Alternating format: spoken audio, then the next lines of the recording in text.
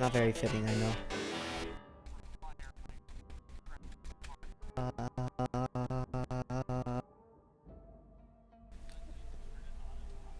So I think push to talk works.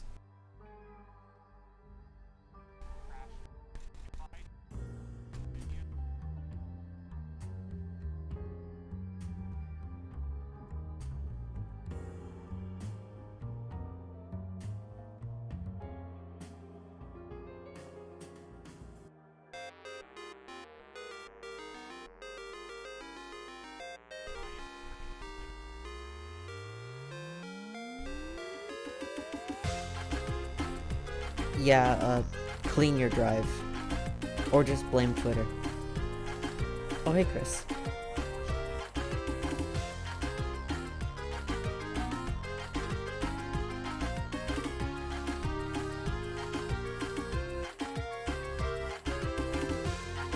Nix.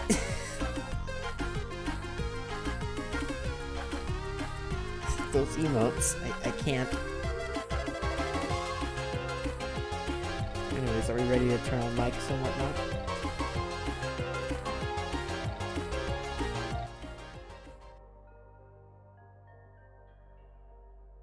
Okay, going on to 3, 2, 1.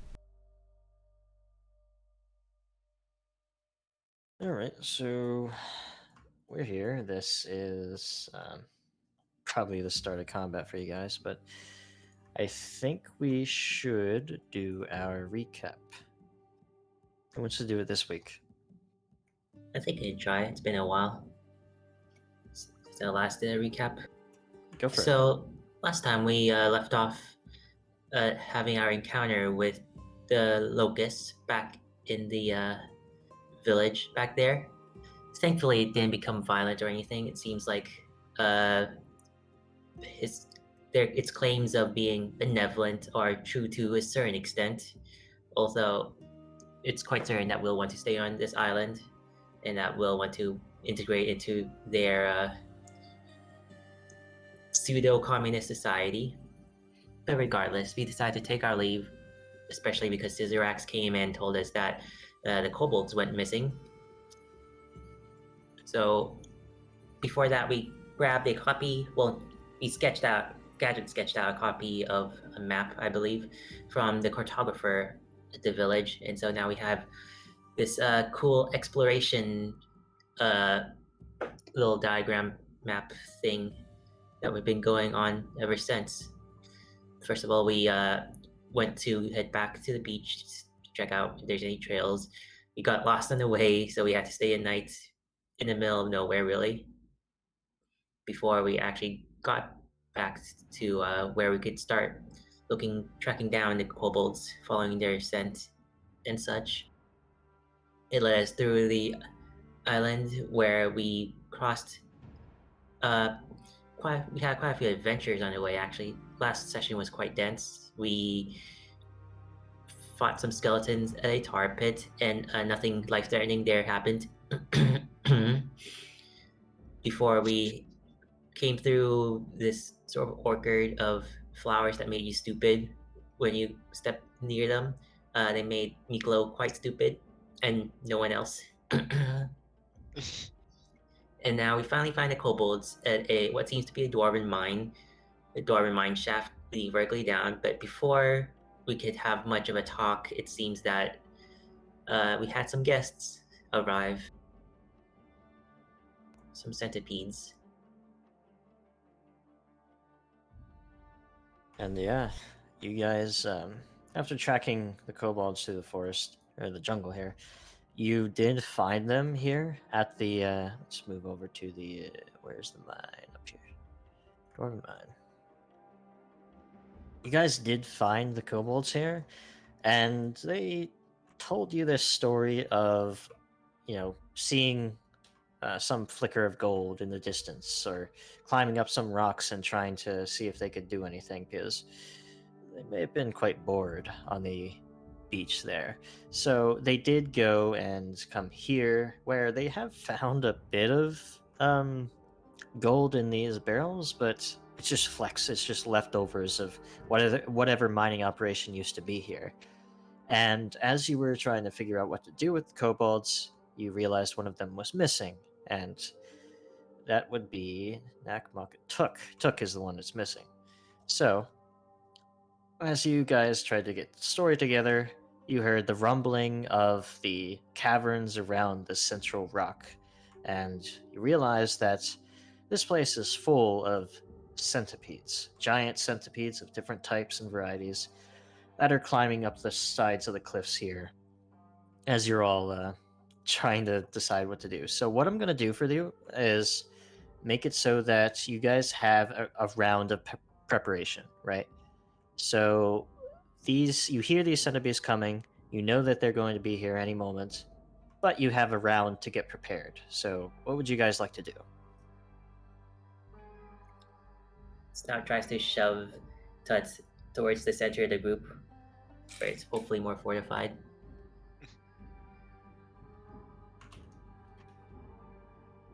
I mean, you can do that if you want to. You have 3 actions. You're all taking sort of a simultaneous turn to get prepared here. Sorry, I was muted.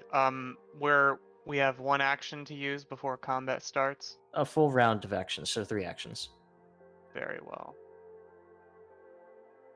As these things skitter up the sides of the cliffs, what do you do? What are you doing? I'm going to use reach spell and there we go. I'm going to cast a spell. This time on Tut. It is his turn. All right, Tut, you are enlarged. Now As he you- will become our secret weapon. As you feel this transmutation coming over you, you almost think that maybe Gadget missed, but he was targeting you. So you grow in size to fit almost the entire bridge here, dwarfing Snout for the first time in your life.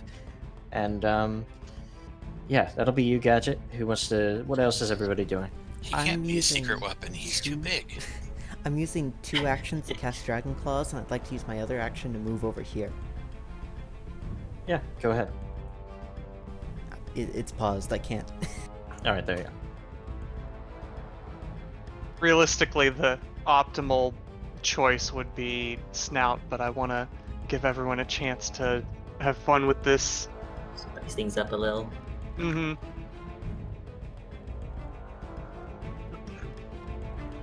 But I'm not done yet.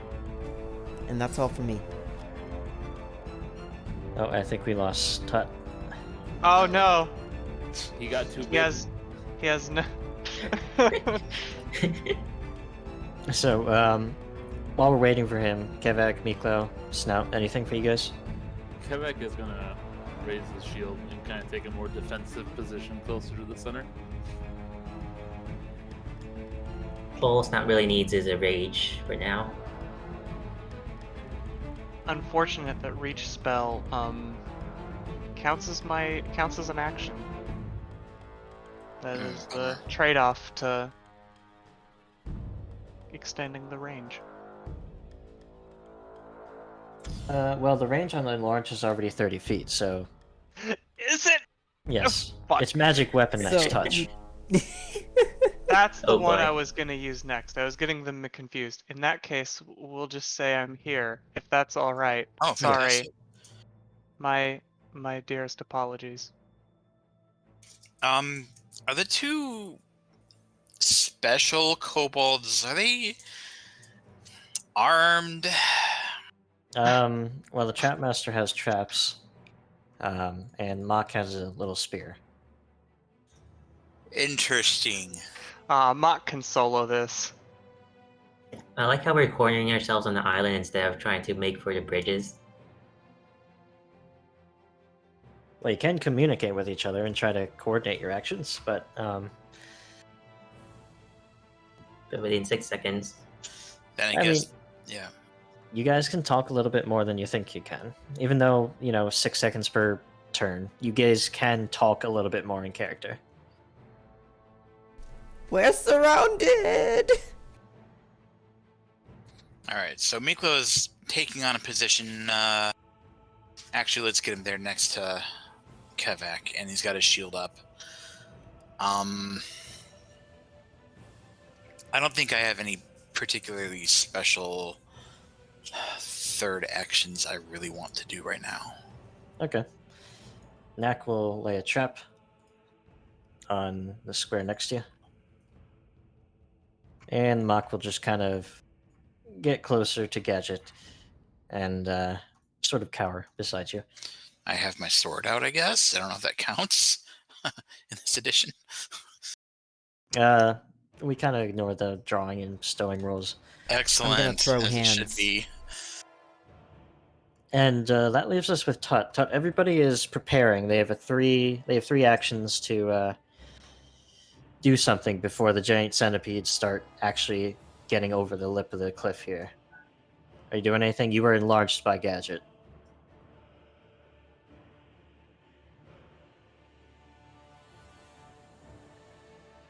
Is your internet Right. still? Still be having connection issues.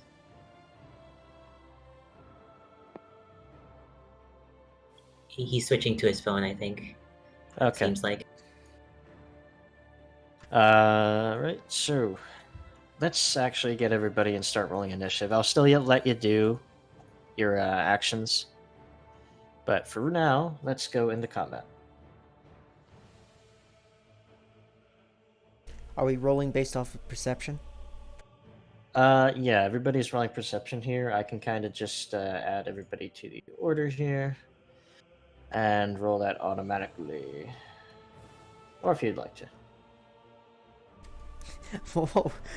Why am I rolling so high for initiative recently? The feat only adds 2.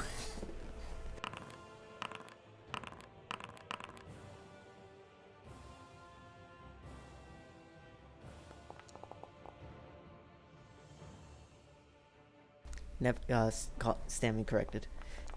There goes my 1 crit for the day. I wouldn't say it was wasted.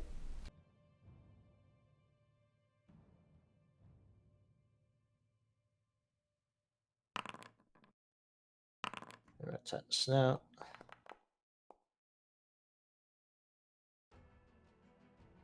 Okay, so are we? We're still waiting on Tut, I believe, and I don't want to start combat with him being in a position that he doesn't probably want to be in. So It we'll wait seems- for him. He says he doesn't know how long it'll take to fix data issues. Oh, what a time. I'll take control of him for the time being. He'll have moved right here. And we will start with Kevek. Kevek, you see these centipedes starting to actually come over the lip here, starting to get closer to everybody as they slither and squirm their ways towards you with their maws and many legs reaching out for you. So what do you do? Is there any skill that Kevin could potentially roll to give us some information about these creatures? Or would that be like a recall knowledge nature kind of thing? Yeah, that's recall knowledge nature. Okay. He does not have that, I don't believe, so I will skip on that for now. Well, you do have recall knowledge nature. Everybody, so if you're recalling knowledge on nature, occultism, arcana, and the other one, it's just recall knowledge. It's not lore. It's just roll of recall knowledge for nature. If it was more specific, like centipede lore, then you wouldn't have that. But okay, so basically just a flat nature. yeah.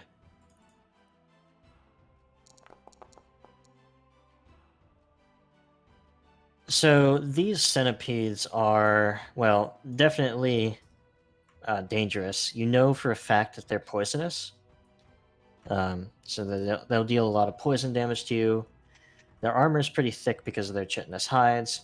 And many of them might be able to reach further than others. So that took an action to use the skill, correct? Mhm. So he's gonna call out quickly. They're poisonous. Be careful. and he is going to turn his attention to the largest of them. And with his magical elements, he's going to conjure forth a storm basically around it as he uses a spell. Roy, I'll make sure not to eat them then. Wait, you were thinking about eating them? Well, he said they were poisonous.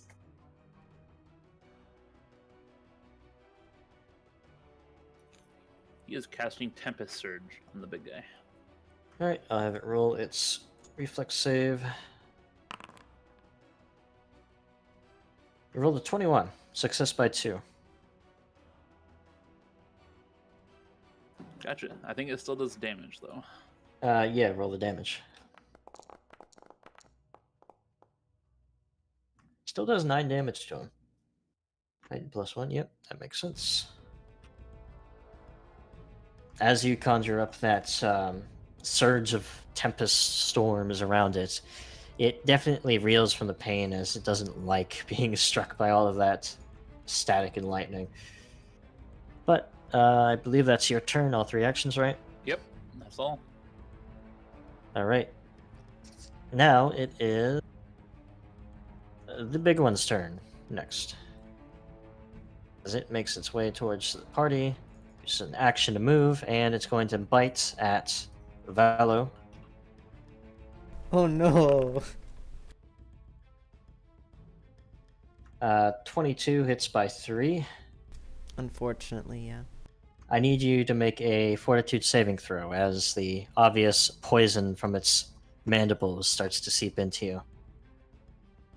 16 is unfortunately not enough to avoid the first stage of this poison. So you take 1d10 poison damage. Let's roll that. Take four extra poison damage on top of the normal hit, which I need to roll damage for. 8, so 4 and 8 is 12 total damage. Yikes.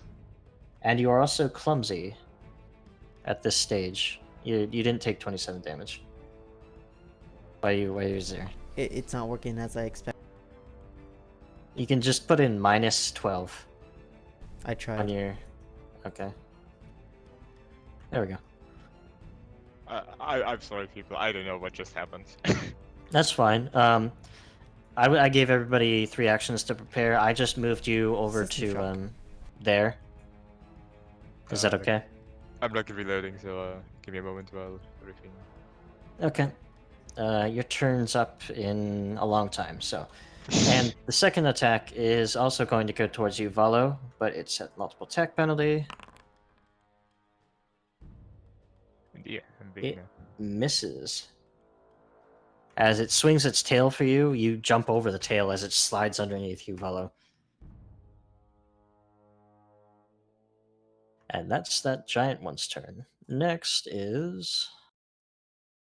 I don't know why it keeps saying that it's Neck and the other thing's turns. It's actually this one down here's turn.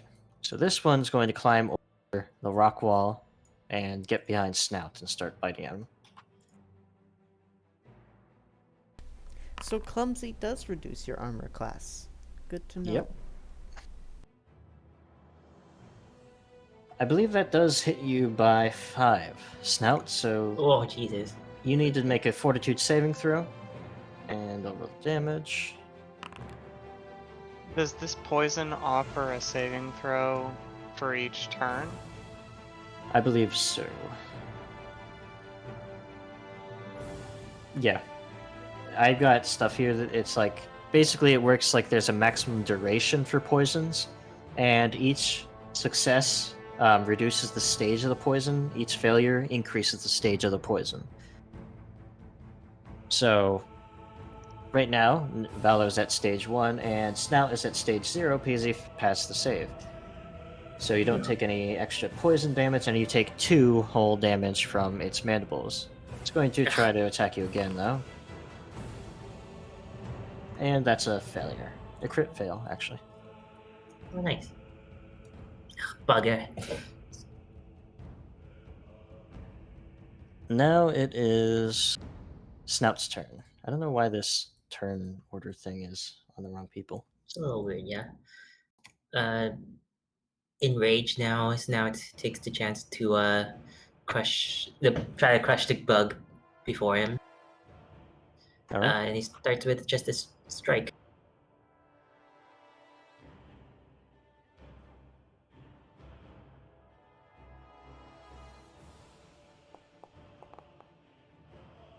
Oh, okay. Yeah. You can roll the damage on that. Oh, there was a scorpion there? What scorpion? Oh my Three? Yeah. Holy shit! Man, what would that have looked like if I'd enlarged? You Oh, it'll you just- splatter this thing. It's all of its hides, like its interlocking plates, just go splattering everywhere as you Oh just my completely God. rupture the creature, and it is decimated. Good lord! You gutted him alive. Well, that's one out of the way. Snout takes this. Snout continues on his warpath and takes a stride towards the. I think that's the swarm of centipedes, right? Yep.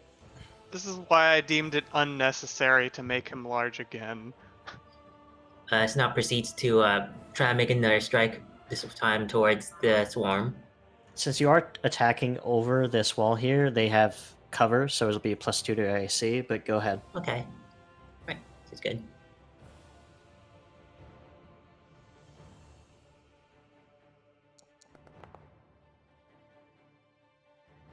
Unfortunately, that misses as you try to attack them over the wall, and they kind of just like almost intelligently move out of the way of your pick. It's pretty hard to attack a swarm. Makes sense. That's it for his turn. Next is this guy's turn over here. They are going to go straight for Tut and going to bite at him. This one looks a little bit more ravenous than the other centipedes running around. Rolled a 19, hits by 2. So I need you to make a fortitude saving throw, and I'm going to roll the damage. Oof. Oh boy. That's a failure. So you take 1d10 poison damage. Hmm. You take another 3 poison damage on top of its 6 damage from its mandibles, so 9 total damage. And it's going to try to strike again. And rolled really low. Natural, not natural one, but a critical miss. So it does bite into your leg, and you feel the poison begin to seep into you, but it's not going to be too bad. Well, you are actually worse for wear right now. All right, next is Gadget. All right, so Let me reset the timer. I'm going to keep these boosts going and cast Magic Weapon on Tut we go. as well. So go ahead and drag that spell effect. And for my last action, I'm going to cast Guidance on Valo. All right. Guidance gets dragged onto Velo, and Tut, you feel like your weapon's been emblazoned by new fortitude, new strength, and Yeah, it's just flipping through his spell book. Its pages are glowing. He's flicking in all different directions, frantically trying to get everyone prepared for the doom that's encroaching on them. so with the guidance going to Valo, it's your turn. Okie dokie. Gonna cast Magic Fang All right. to increase to increase my unarmed attack. Mm-hmm. Hmm. So you have Dragon Claws, you have that. You'll have to manually change it in the roll for your Dragon Claws. Yeah. And then targeting the giant centipede. Mm-hmm.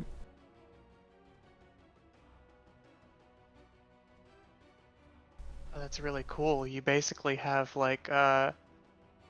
a magic weapon effect on your claws now. Oh yeah, and I'm That's gonna use my nice. guidance on this, and I also have a bonus from Magic Fang, so Mhm.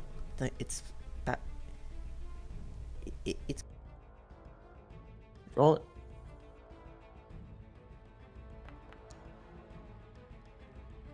16. Yeah, unfortunately, you rolled a 7 as base, so even with all the buffs up to your attack, it just didn't get through its hide. It's very difficult to get through this chitin. Damn. Is that all 3 actions? Unfortunately, yeah. All right, now it's Mock's turn. Stuff see in Mock- Pathfinder doesn't play around. Yeah, you see Mock just take out his spear, which is called a short sword, and he rolled a natural 1. So Mock is still Huh. feeling the effects of the flowers from earlier. Oh. He's trying his best. He's gonna try and attack again. Oh, he actually hit. All right, let's see what I damage. 1d6. He rolled a 6 on the damage, and he oh, it's not regular sneak attack. It's just if this creature was flat-footed, he would have gotten sneak attack, but he doesn't. Mm. And as we can see, this big centipede's feet are clearly pointed and not flat. Damn. Something. The good news is he's very effective against waterfowl. The sides are flat, so maybe the feet are like.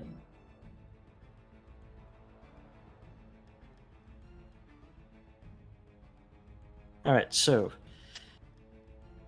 he is taking that 6 damage, and also, just a note, guys, you can get things to be flat-footed if you're flanking it.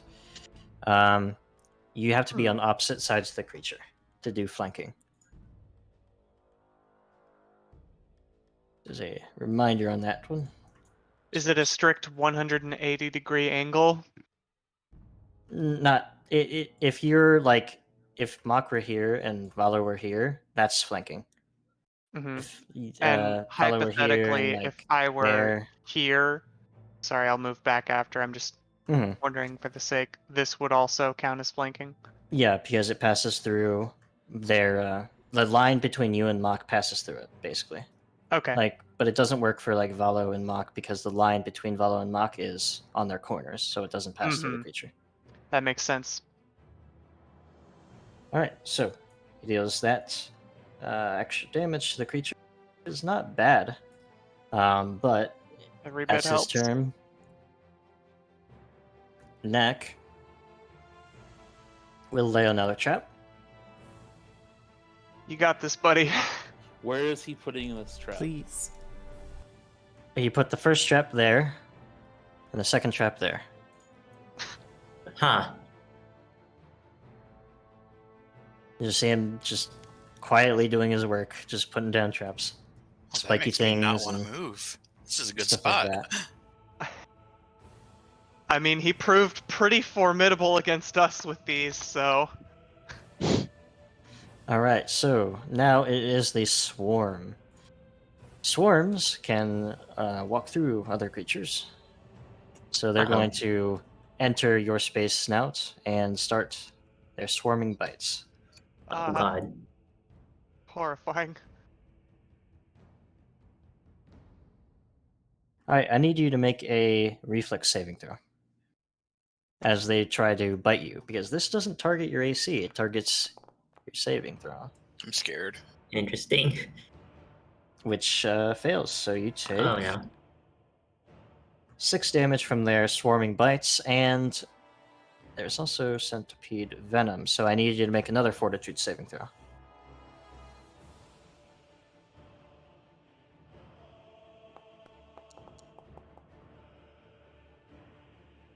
You succeed. So even though these things are swarming around you, biting into you, the poison's trying to get into your veins, you're able to flush it out. But they're going Love to try to see again. it. Oh no. So make another reflex save. You got this, buddy. Does this even get multiple attack penalty? Oh no! No. Oh! All right, so it deals to you. Since it's a basic save, you don't get like extra damage, so they deal a whole 1 damage to you. But I need you to make your Fortitude save again.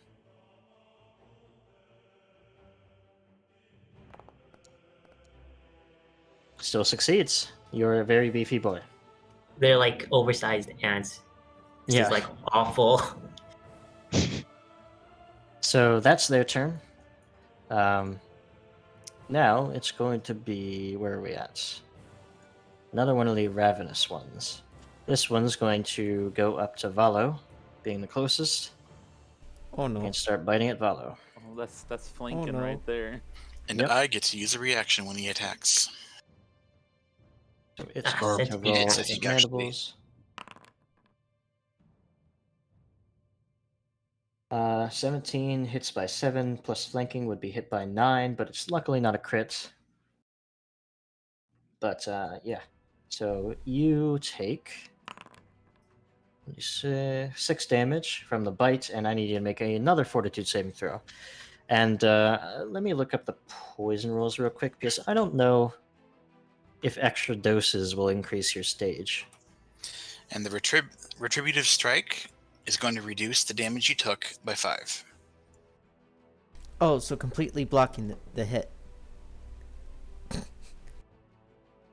Yeah, it completely blocks the damage you take, so restore that 6 or...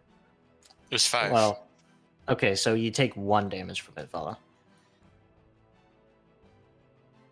Your Fortitude save actually succeeds, though, so your stage doesn't increase, you're still at 1. No more poison for me. Miklo, do you make an attack yeah. against it? Yep, I get to make an attack. Go for So it. here goes.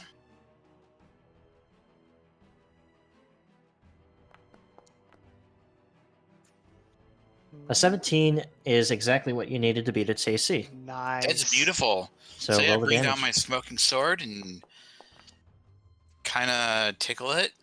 Oh, No, Well, you deal 6 damage to it. yeah. I'm not in the best state of mind, so I'm kind of swinging, like, trying to feel my way around this situation here. The slight warmth of your blade does get into it and make a little bit of a sizzle as it cuts into its flesh, but it's still going pretty hard. And it's going to multiple attack penalty attack Valo again.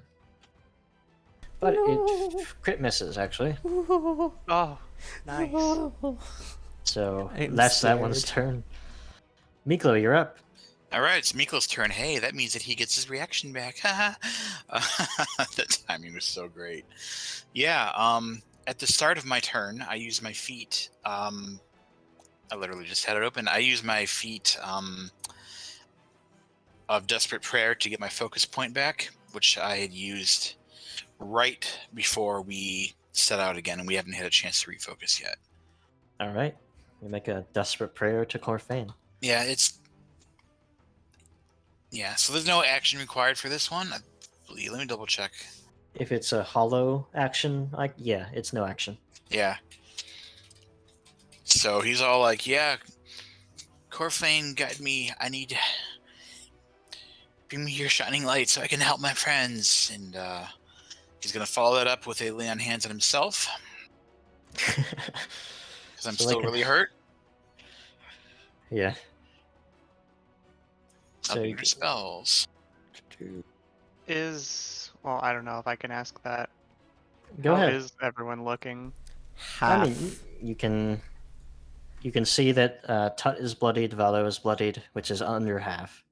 Let me look at Snout. He's underneath the swarm for me. Snout On a isn't bloodied scale yet. of 1 to 27, I'm feeling about a 13. Shut up. Okay, I won't do that again. I promise. Does he really only have 27 hit points max? He's a sorcerer. They only have really low base, And a kobold. and a kobold who has even less base HP. Uh-oh. 27 is also exactly my max. So, If anyone Miklo, was curious. you Yep. are okay. So you lay on hands, which is a single action, right? Or two actions. That's a single action. All right. Raising a shield is a single action, and I'm going to strike at the centipede in front of me. All right. Go for it.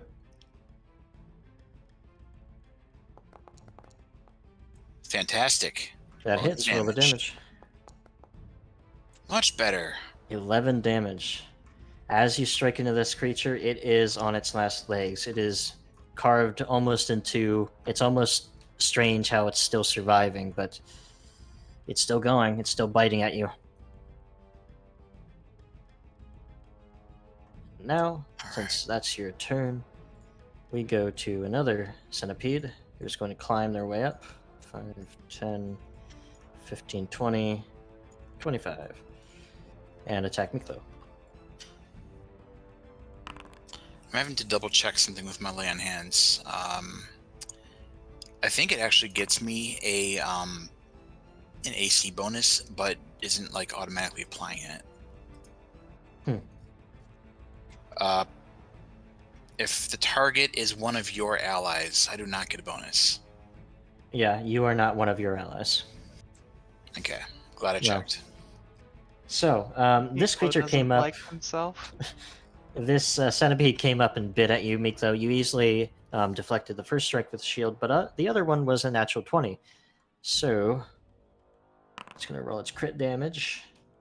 Yikes. Total of 4 crit damage on these smaller centipedes. Okay. And you need to make a fortitude saving throw. Okay.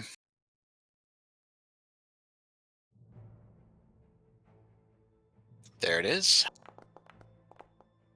16 is enough to beat it. So even though it's bitten into your leg, you're able to shake it off before the poison can start suffusing your blood. I'm just gonna save my reaction. I don't think I'm gonna block this one. All right. Another one comes up. 5 climbs over the barrels. 10, 15, 20. Hits a trap. Let me look at those. One of these traps real quick. Ah, that's informative. Oh, there it is. Spike check.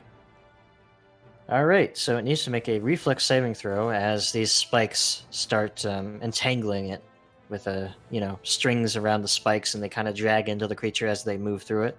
So it needs to make this reflex saving throw for a natural 20. Okay, it succeeds.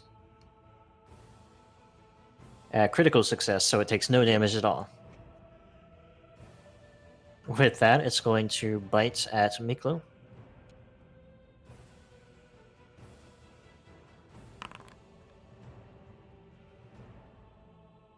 Misses by 3. Multiple attack. Another bite. Is a wow, I'm doing really good. Another natural 20. What? I swear to God, I've had like 3 natural 20s in the last And 2 it's minutes. Do you hate us? it's Yeah. always on the attack penalty hits too, which Yeah. is really hilarious.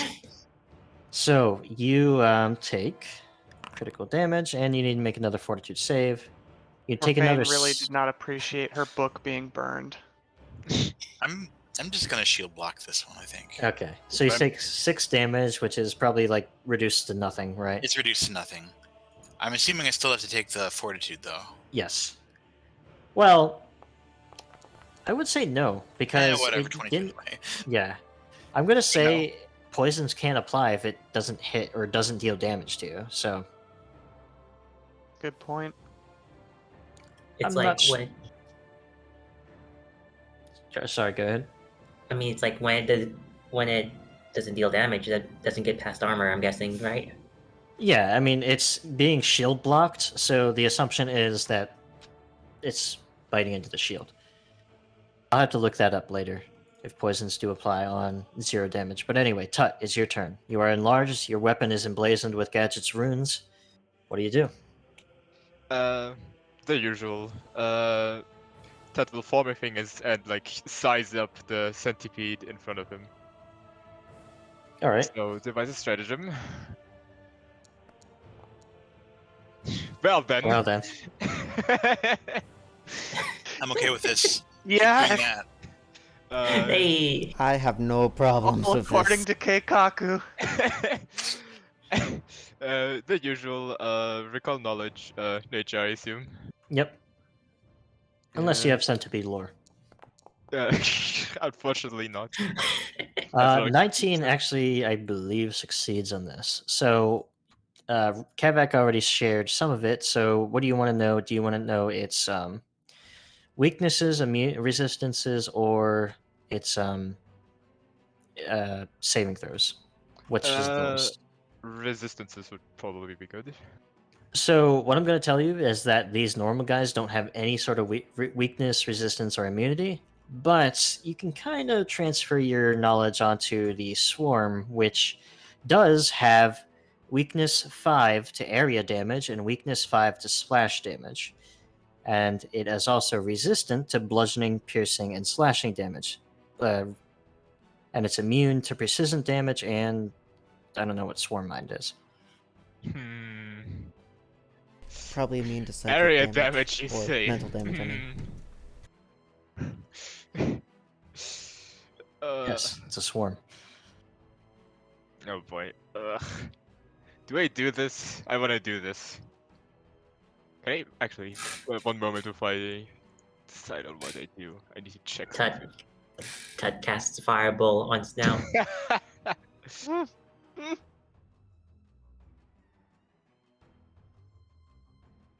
Oh, it wouldn't work anyways. Never mind.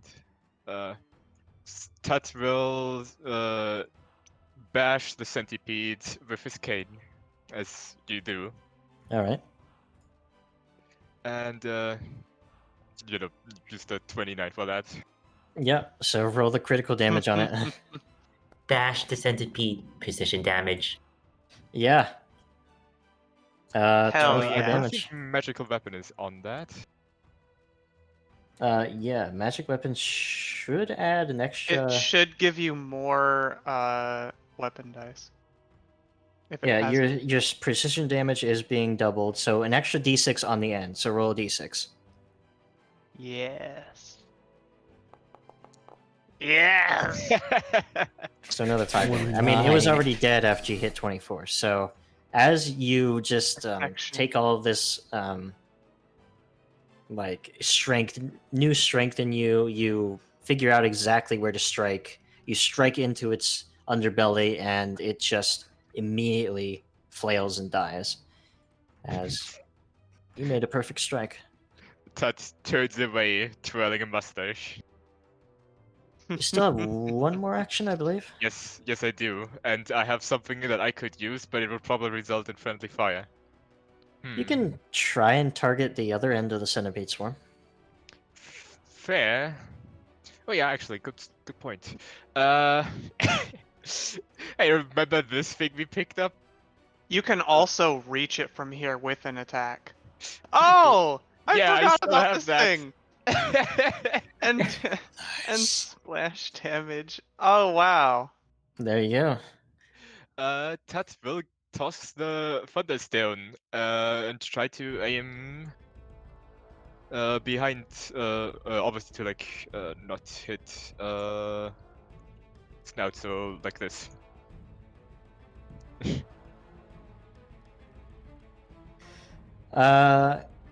Yeah, it's not making an attack roll. You're just throwing it at a location, I think. It really? Wow, that's Yeah, when the stone hits a creature or a hard surface. So you can just throw it there, and you don't need to make like an attack roll or anything. bombs are much stronger than they were in Pathfinder 1Gs. I mean, we'll have to look at it, but I do think that in a +1 bonus item bonus to attack rolls. Alchemists have to roll attack rolls. To Yeah, throw you bombs. you definitely do. Yeah, even though it says or a hard surface, I guess that just means if you miss or something. I don't know. We don't have an alchemist in the party, so we don't know. So roll a attack roll using your dexterity modifier. So just kind of your regular cane polytool attack +1 because of the thunderstone. Yep. Not even sure what like the armor class of the ground is. Yeah, we'll say that 13. So you have a choice. You can easily hit the centipede swarm, but you won't be hitting the location that you want to. Well, actually, you don't have a choice because you already threw the bomb. So it hits the center of the centipede swarm, and I need Snout and the swarm to make a Fortitude save. Oh joy! It's not as good at these. Notice how I've been getting all above 20s before? Now watch this. I'm waiting for the crit. It was very close. Oh my Yeah, gosh. watch this. Okay. Hell yeah. All right. A Fortitude save until the list be definite. Items and 2 splash damage. Okay, so the bomb did not hit directly, so it's just the splash damage. Which is good because it has a weakness 5 to splash damage, so it takes 5 extra damage on top of the 2. Whereas you only take 2. So 7 damage to the swarm. Neat. Yeah, loud centipedes. Good lord. As you guys hear Be this careful. thunderous I crack, think those are barking centipedes. as you hear this thunderous crack as Tut throws the thunderstone, which I believe you bought that at a store, right? You just chuck it over there, and it hurts Snout a little bit, but it seems to have a very good effect on a lot of the centipedes in the swarm. So that's you. Now it is the final centipede who has not gotten into combat, who's going to come up here and attack Neck. No.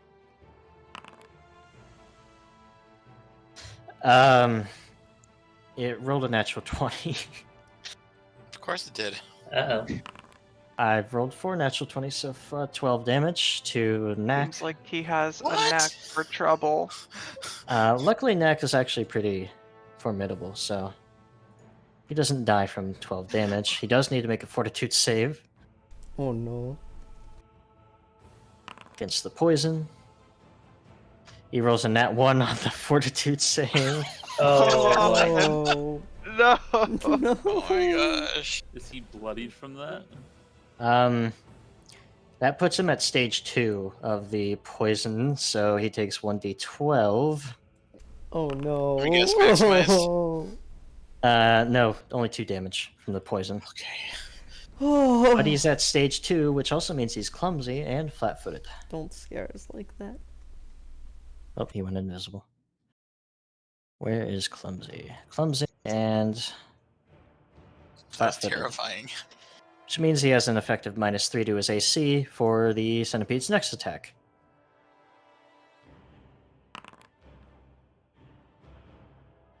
And that's a 21 to hit. Rolls and succeeds by 5. So, more damage to the kobold, and he needs to make another Fortitude save. We'll have to check what the fuck poisons do, because if he's at stage 2 now, how can he go any higher? But he takes another 6 damage. What percentage fortitude of save. his blood has been replaced with venom? He succeeds at the Fortitude save, so he doesn't take more poison damage. But yeah, that's next turn. He got bit a bunch, and he doesn't look good.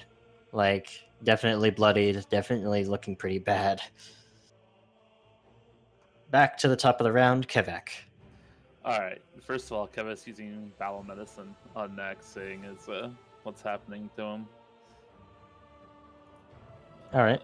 Let me see. The button is not behaving.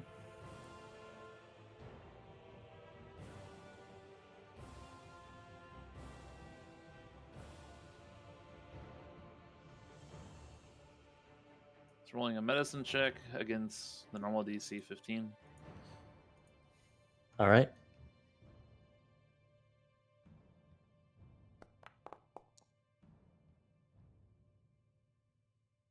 So they are going to be healing.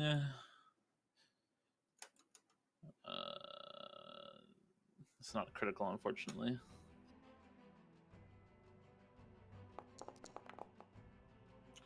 Oh my gosh. 3 He damage. goes for 3 health. Oh. You You try to help him, but he's kind of freaking out. Poison's going through his veins. He doesn't look good. Suck out the poison. What? I don't have time for that. Little then- Clive moment.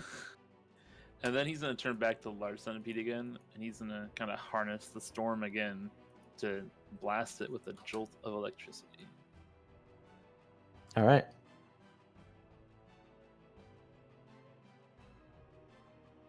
Oh. Needs to make a reflex saving throw. If I'm wrong, the god shall smite me. Proceeds to get. All right. Which one? I'm sorry, I wasn't paying attention. big Which one, one? the The big big one. Okay. Big one makes it save. It is a. Oh, it was the natural 20, but it rolled over to a 2, so it fails. It takes the full damage. So roll that 4d12 or 5d12. Oh my god. Oh, It's only Um, 4d12. I don't auto heighten. Oh, right. You don't No, want but to it, hand it it. was a pretty good, like, you got like But, two yeah, 12s in there well, and a 10. You got 39 damage on your sun bolt as you just reach your hand up to the sky and send a crackling bolt of lightning from nowhere, it seems. This bolt just strikes straight. As it's standing up, it strikes straight through the back of its head, and it is dead. You killed it. Oh, Oh my Nice. goodness! good. hell yeah. About time Faye actually has a good roll for something. Oh, that is amazing. It'll never Everyone's happen again doing now. awesome this combat. As the Everyone's chitin doing awesome. flies everywhere and the thunderous crack just resounds over the jungle, this creature just down to the ground. Oh, you multiplied it. There's like 5 chunks of centipede over here. I'm so glad though. I was kind of concerned about that one. Yeah. Although now we got like Me the too. stupid freaking death monster in the top left. Oh my goodness. Yeah, so Kevek's gonna call out, "Hold on, I'll get you next," to Valo and the kobold next to him. Okay, says Mock. And that's gonna be his turn. Snout, you're up as you're being swarmed by these centipedes. Good grief. He mutters to himself, even though he really can't even hear himself after the flash of lightning and the sonic bomb, it seems. But either way, he busies himself with trying to strike the centipedes around at his feet with the flat of his pick. All right. Is the pick only does piercing damage though, that right? I'm crashing. Yeah, of course, it's just flavor. Mhm. Well, let's make a power attack. Go for it.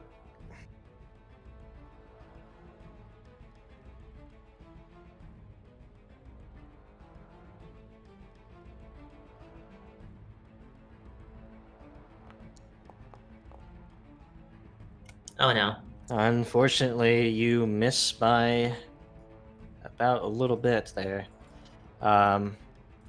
You did do the recap today, so you can spend a hero point to re-roll that. Oh sure, try doing that.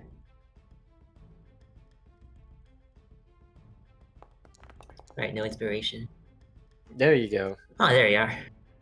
+9. Unfortunately, just barely not a crit, but it does hit, so roll the damage on the power attack.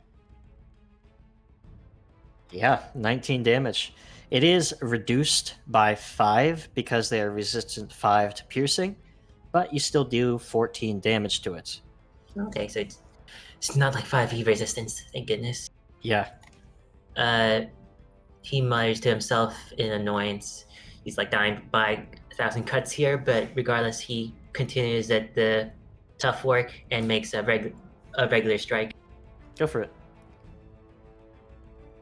I believe power attack only gives you 1 multiple attack penalty, not 2. I think so. I can't remember exactly.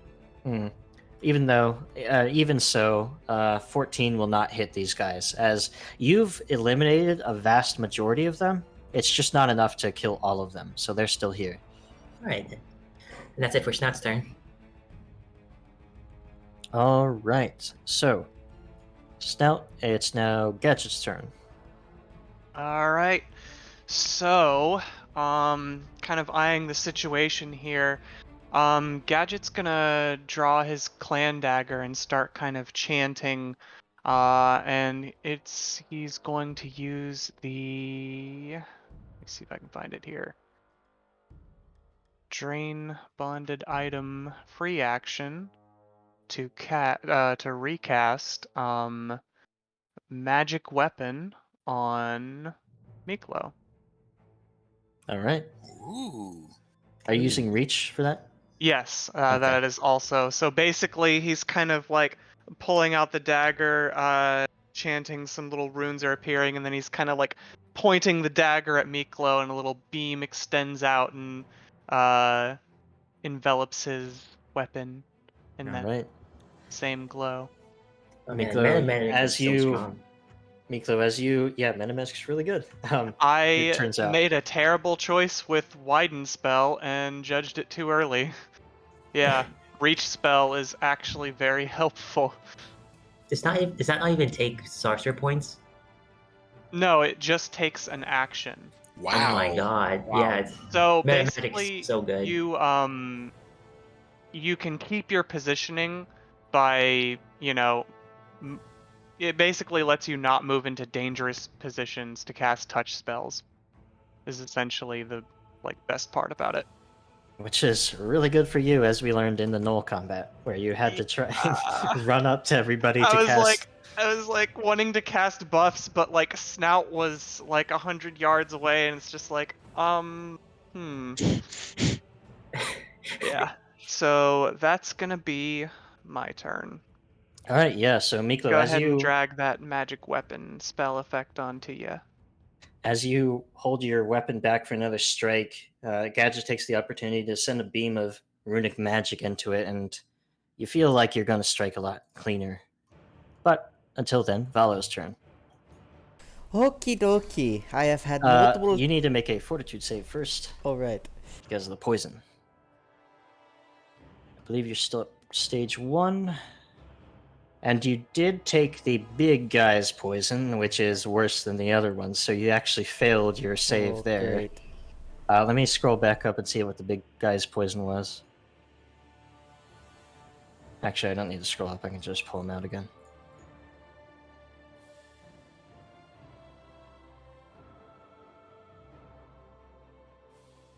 There he is. He's just here temporarily. Oh no, there's another one. So, you fail your save and you take 2d10 poison damage and are clumsy. Oh no. 2d10? Yeah, so let me roll out 2d10. Wait, that poison. Oh no. That's Hold on a sec. No, that's stage 2 because he Okay. failed. He was at stage 1, he failed, he went to stage 2, and he's now taking the stage 2 damage. So you took 16 poison damage. I'm at 0. Hold it. No, he is not. Oh. I'm going to use my reaction to delay consequence. Gadget's gonna reach out his hand, and some satchel on his person is gonna have like this glow coming out of it, but you can't see where it's coming from. And Valo is kind of lightly covered in this glyph of these moving clock hands that are slowly ticking down. So while its trigger is a creature or object within range is hit Oh, by hit an by an attack, attack! Shit! I will allow Damn it it. because I'll allow it right now, but in the future it is just an attack. I'm sorry, I got really excited. If I'll still allow Okay. it. He will still be delayed poison, which is a Pathfinder First Edition spell. So his poison's delayed for 1 round, but he's going to take 16 damage as soon as his next round turns Yeah.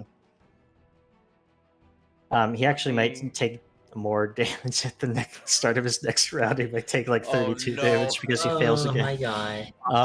But you're alive right now, Oh, Valo. You can no. take a turn before you're It'll allow you to death. do stuff.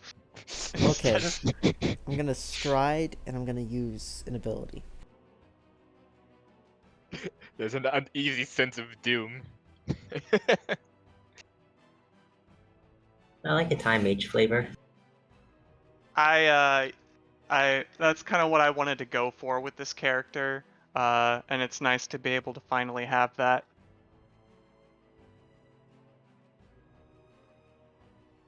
Yeah, I mean, Kobold breath. Wait. Yeah, Kobold Breath. Okay. Hell yeah.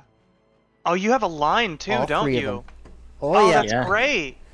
So what's the? You're at 3rd level, so it's 2d4 damage. Roll the 2d4 damage while I roll the class. What's your class DC? Hold on, I'm blind and I can't find it. It should be under, or your spell DC. Your 19. spell DC is probably higher, so 19. So these guys need to roll a reflex save. Is acid a? Yeah, acid's a reflex save, right? Correct. Yeah, okay. So they make a reflex save. The only one that's different is poison fortitude save. So reflex on the first guy. Reflex on the second guy. First guy rolled another nat 20. Second guy rolled a 13, so they fail. Third guy. Oh wait, that's the wrong character. Third guy also fails. So you deal 5 damage to the first centipede in front of you, and another 5 to the last centipede. That's a But the pretty second slow. one is able to dodge out of the way as you unleash this gout of acid from your mouth as it just streaks across these centipedes.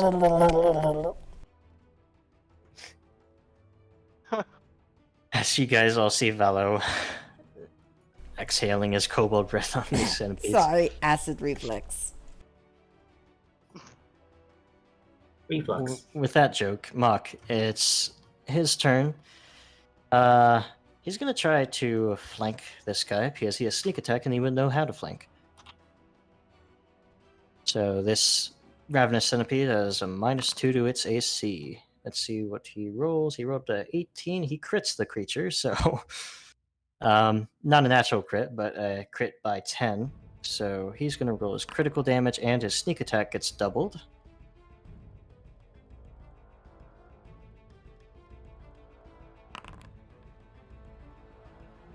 Yeah, he deals 18 damage to this guy. He just runs up behind him and just stabs into it really hard, and it's gone.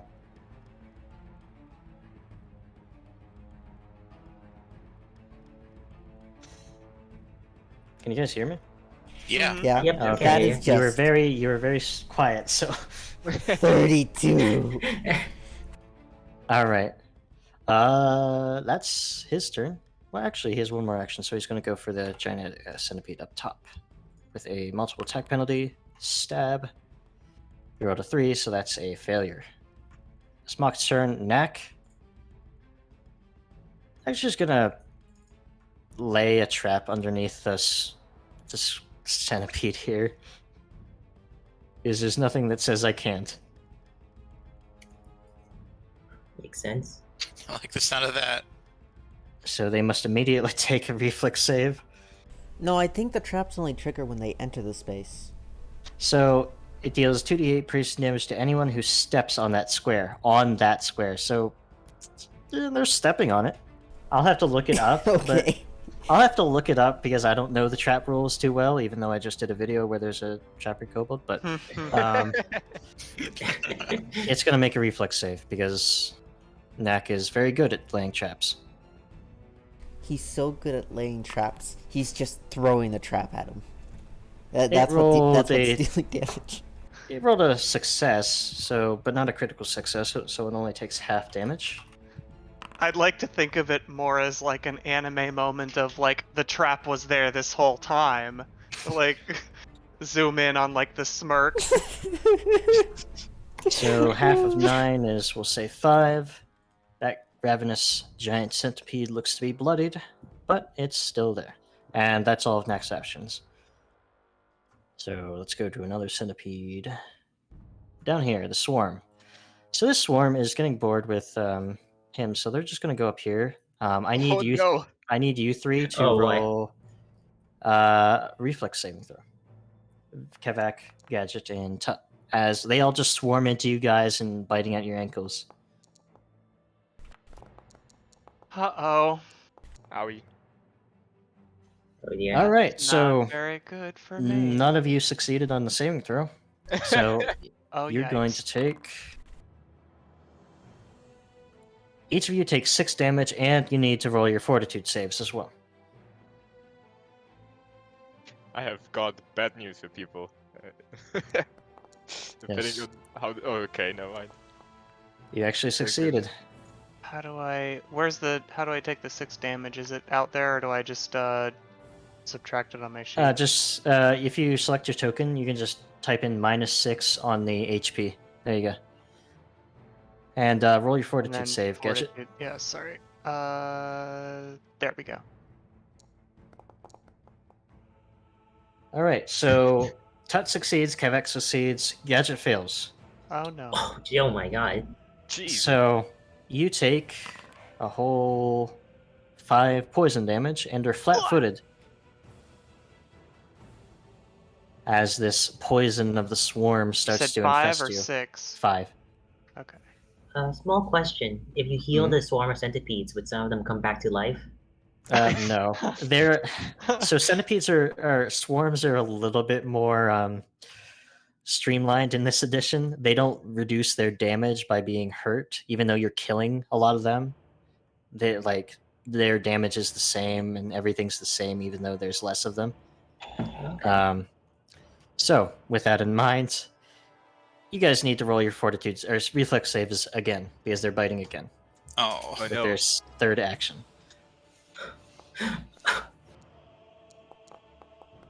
Please let me dodge this. So Tut succeeds, Gadget succeeds, Oh, Kevek fails. Kevek, you need to roll a fortitude save, and you take 1 piercing damage, and you succeed on the save. So you literally Oh. just take 1 damage. You guys are going to feel the pain of swarms in Pathfinder, and they're just as bad. They're just as bad when you play. Master Jedi. They're just as bad when you play Pathfinder Wrath of the Righteous, the video game. Oh. Hmm. So annoying. Thinking AOE spells, yes. Yeah. it's a good thing several of us have breath. Oh, I maybe am so shouldn't glad use it I on can you guys, breathe. though. Kevek sounds like he's taking a calculated risk. I sure do enjoy not dying. Miklo, it's your turn. I could use it on you guys. Do you guys want to get frozen to death? I'm good, thanks. Maybe I'll just let you guys handle that. So Miklo's kind of, in his mind, identified what he thinks to be the biggest threat, which is the ravenous dude, and so he goes there. Okay. Definitely avoiding the traps. I do not run through the middle of the trap that I watched Tuck put down. Yeah, you saw. So do the rest of your turn. Okay, so I, with my now like shimmering magical smoking sword, which is still not fiery, but it's smoking still. I bring my sword down on the ravenous dude because he's terrifying. I don't want him to kill my friend. Go for it. Oh, not, am I able to talk when it's not Go my ahead. turn? Go Okay. ahead. I'm gonna kind of nudge Kevak, and point to Valo. That's not preventing anything. He's still gonna be in a lot of pain soon. That's Go all. ahead. Go ahead, Okay. Nico. So I'm wondering if I'm going to have to actually apply effects manually, or if it's going to calculate that with magic. 'cause they It'll have the spell effect. automatically do it. with magic Oh, weapon. let's give this a shot. Here we go.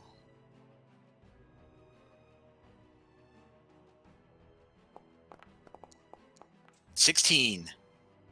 So 16 has the potency rune +1 because of the the smoking sword is a +1 weapon, right?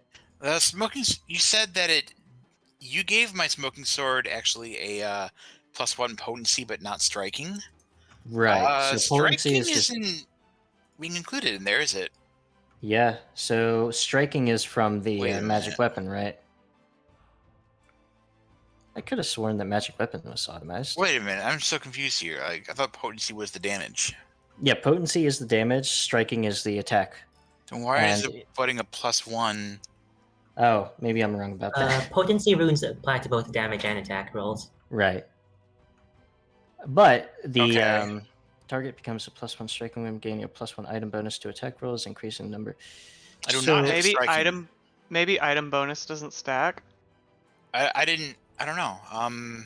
I think it should. Either way, you missed by 1, so Let me try. yeah, try removing the I'm magic gonna weapon and I'm gonna attacking try them a. and see if it. I'm gonna try a test attack. Yeah. We're learning. This one doesn't count. Unless it's a crit, of course. I wish it counted. Would you look at that? You Yeah, jinxed us. so look, the potency rune is from the smoking sword, not the Yeah. magic weapon. So magic weapon is +1 item bonus, so it hits from the first attack. I'll say. We'll have to look at it after and, but for now, you missed by 1. We're not sure about the rules, and the rules would allow you to hit, so roll the damage. Okay, sure. I have no complaint.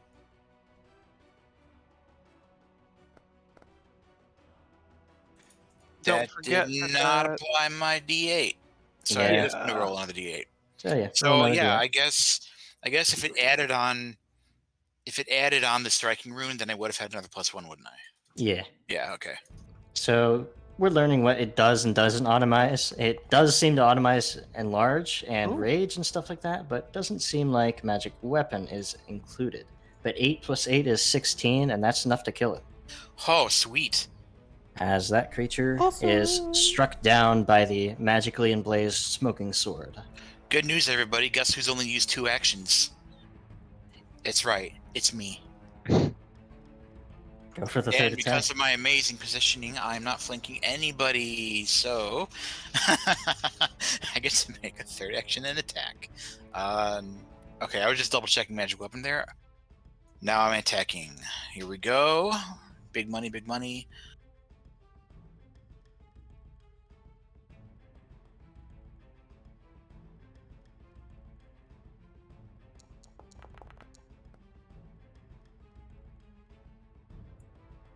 Medium money. That hits. Okay. Roll the damage.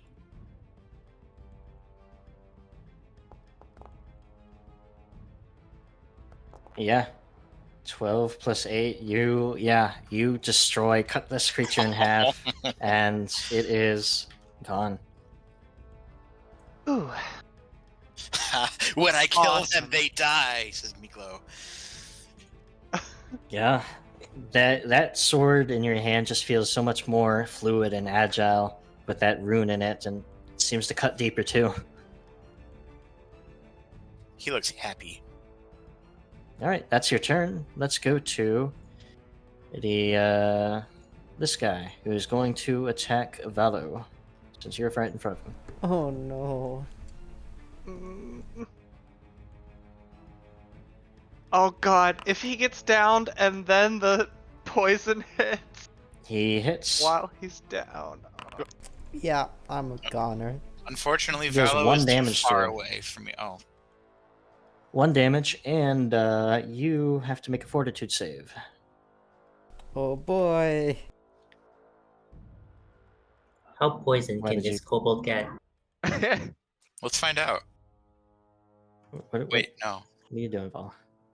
Uh, I don't know He's what's in a happening. loop. I really don't. I stuck him in a time loop of taking damage.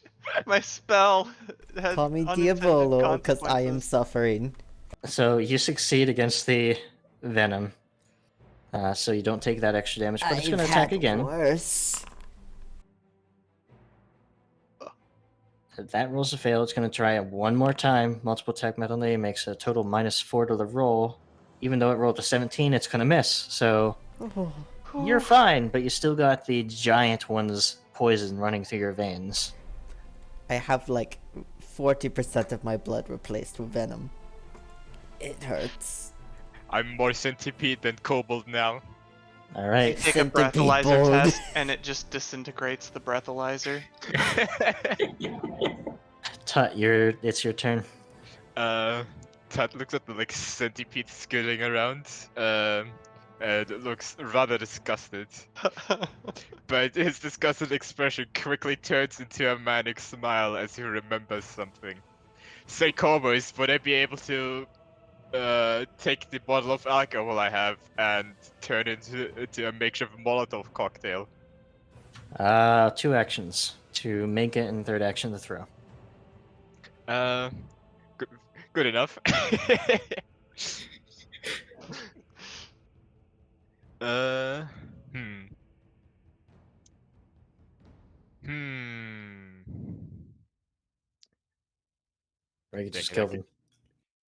Come again? Or you could just slash at them. Fair enough. He will try to, uh, size up the swarm at his feet. Uh, try to find out where to strike to take the most of them down. So Alright. I will do my thing. Well, that's your stratagem, so it's only a 12. Yeah. I'll strike at them regardless, but without my stratagem this time. Alright. Bonk.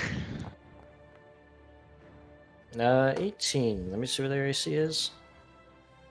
That actually hits. What modular type of weapon are you using? I know the Bludgeoning. bludgeoning. Uh, Okay. Yeah.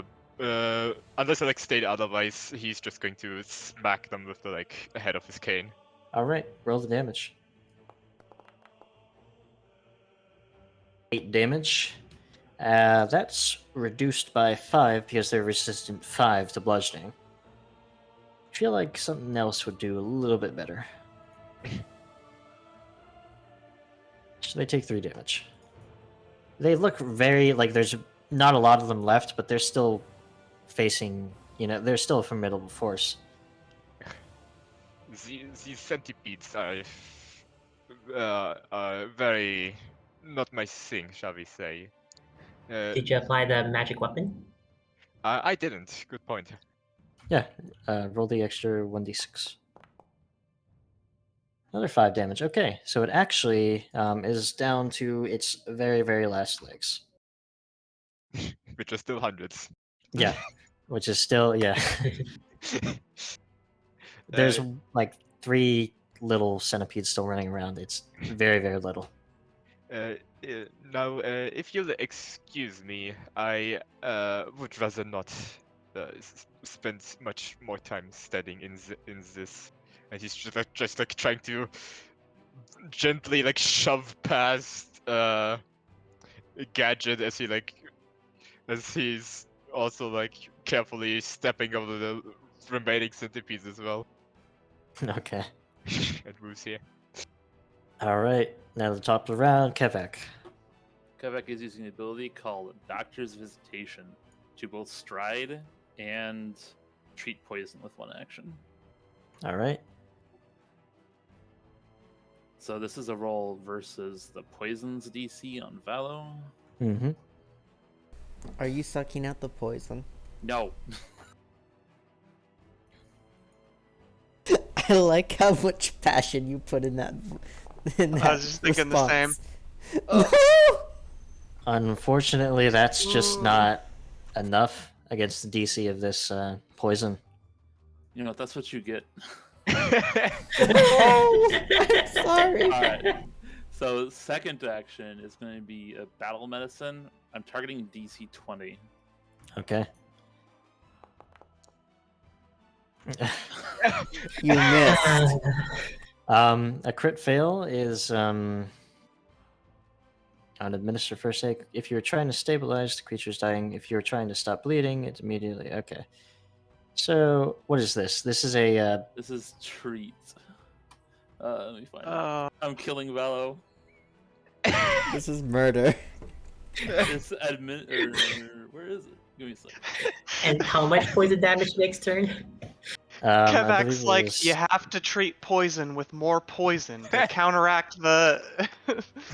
the damage that's waiting because of the delay consequence is 16. So and he makes another save his next turn.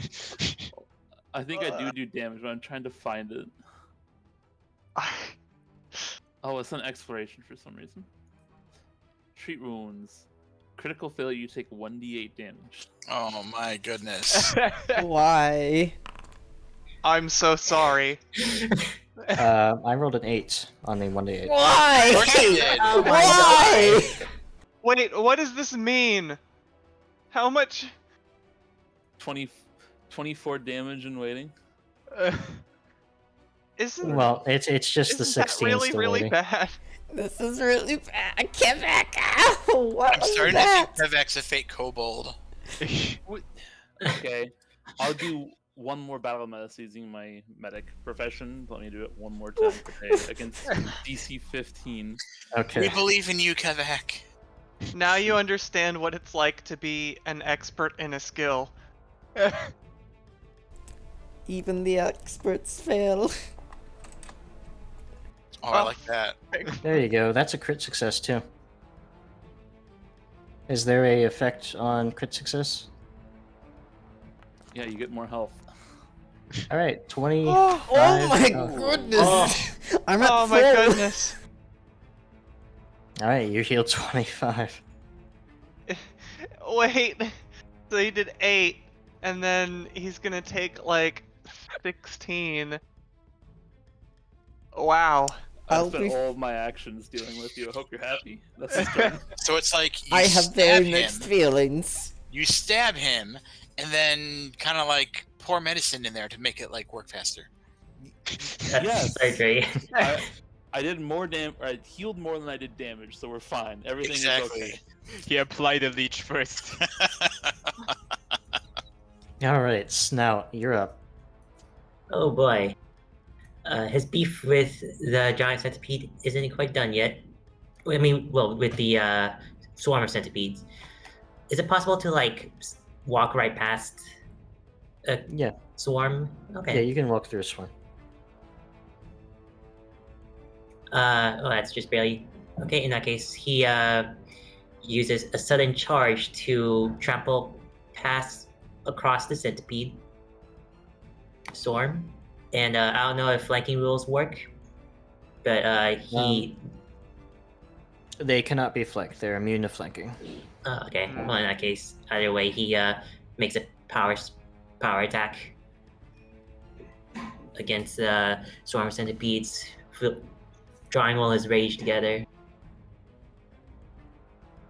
Go for it.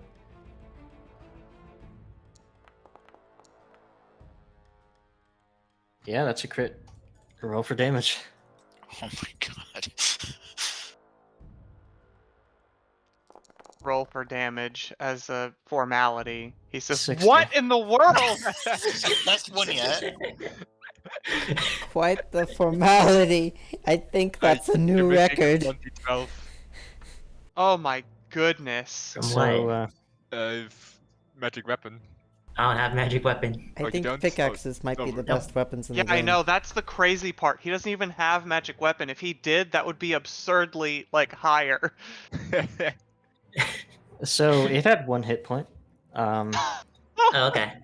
So you just smash the earth hard enough that like all of the corpses just go falling into the earth here and making a big like sinkhole, and they're gone. Took They're these just things gone to the from Shadow existence. Realm. Mining. God.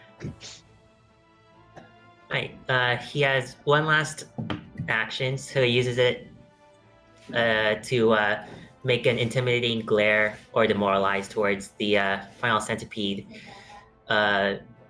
combined with a growl, an intense growl. All right, you're intimidating the centipede. Yeah. Roll the Anything ever intimidation. possesses or charms a Snout, we are fucked. Shoot, how did? Just here we are. Attempt an intimidation check against its will DC. 17, and its will DC is very, very low. So yeah, it is frightened. The centipede is quivering as it realizes what a predator looks like, and it is the prey. That's it for Snout's turn. To be fair, anyone would look at Snout like that. All Yeah. right, Gadget, you're up.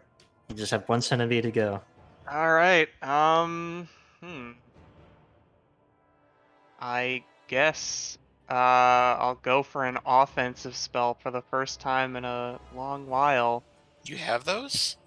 Yeah, Oh wait, surprising as it seems. delay consequence is a duration of 1 round. So Yes. Valo, you take 16 poison damage. It wasn't hold on. It wasn't cast on my turn. It Oh was right, a it was, reaction. yeah. So it's on Valo's turn. Never mind. Mm-hmm. It's coming soon. Yeah. Don't worry. Go. But yeah, I guess I'm just gonna he's gonna raise his hand and lightning's gonna crackle from his fingertips and I'll try that. All right, basic reflex. It is frightened, so its reflex is reduced. Good to But know. it rolled a 19. It's 24 reflex save. So. Oh wow.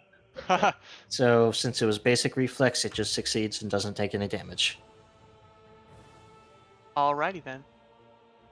I'm going to use my last action to. What can I do? Valo's already taken my guidance, so he's immune to it. I can't help him with the save. Guidance on Kevek would probably be okay. Yeah, that's a good point. Medicine rolls. As Yeah. Quebec says to You're gonna Gadget. need that. Mm, Valo, you're up. You take 16 points of damage. What? As the delayed consequences of your actions start taking effect, The I little also clock need you to hands roll. just- You also need to roll your fortitude save. That's a failure. So the giants save. Or what? I gotta pull this guy out again. I forget what he is.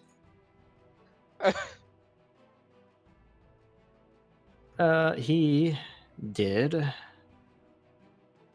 Okay, so it expands to stage 3, which is 2d10 poison damage and clumsy 2. So let's roll a poison. That's 10 damage to you. Oh. I I'm Somehow still you're up. still up. I miss Paladin lay on hands where I could just be like, okay, I'm gonna cure poison on everybody for days. You can get that later. I think a Yeah. very valuable lesson has been learned today.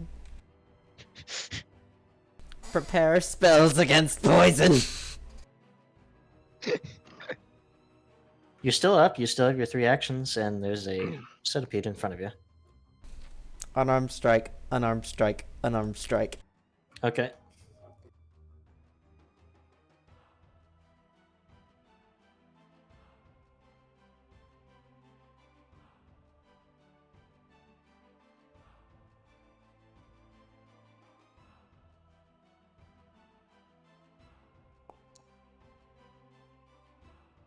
$14 does hit, so roll the damage.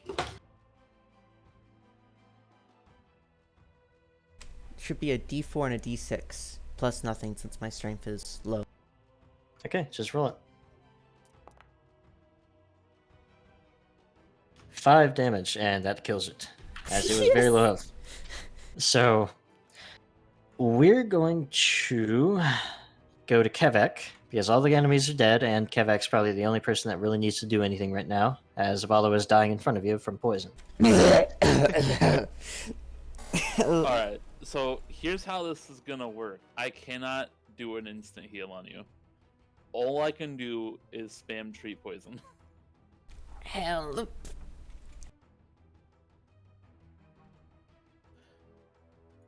Is he gonna make it, Doc? No. Probably not.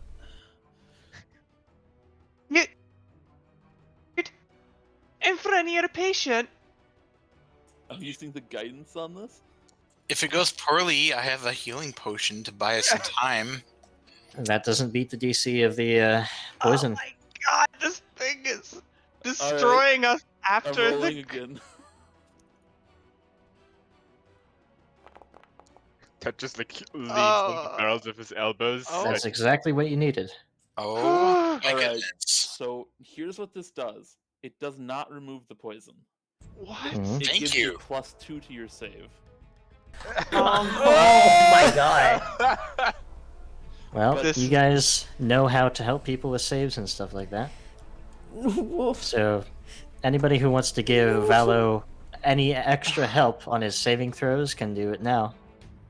Or just healing or something like that, as we're I- waiting for Valo's He next already fortitude had my save. guidance, which he can't get the benefit from again for an hour. So With the I got bonus- nothing. With the bonus from treat poison, would it stack with itself? No. If Usually I get a stuff like that. critical, Yeah, I mean, criticals would help. but if I critically fail, it would be bad. Yeah. I think you're just gonna take the +2 for now. You got this. Alright, Valo, make your save. Okie dokie. You get Plus two on it.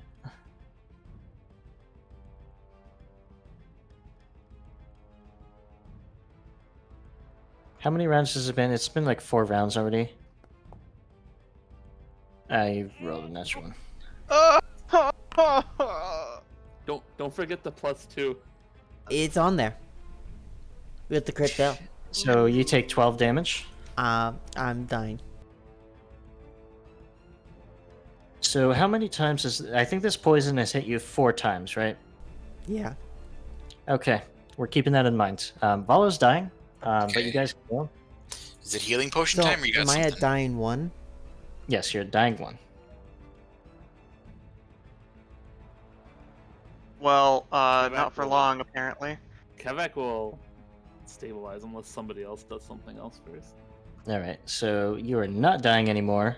You're just unconscious, but you're still at wounded 1. In that state, can you still potentially like treat the poison? I do not feel better. Yeah, he's still going to be making saves, unconscious. So maybe I should save my healing potion until the poison's treated, and then we can bring him up. Maybe. So is he got to make like 3 consecutive saving throws against this to be able to get rid of it? There's a path to success. He just needs to make more saves. Just either fail or success. Things will take their course.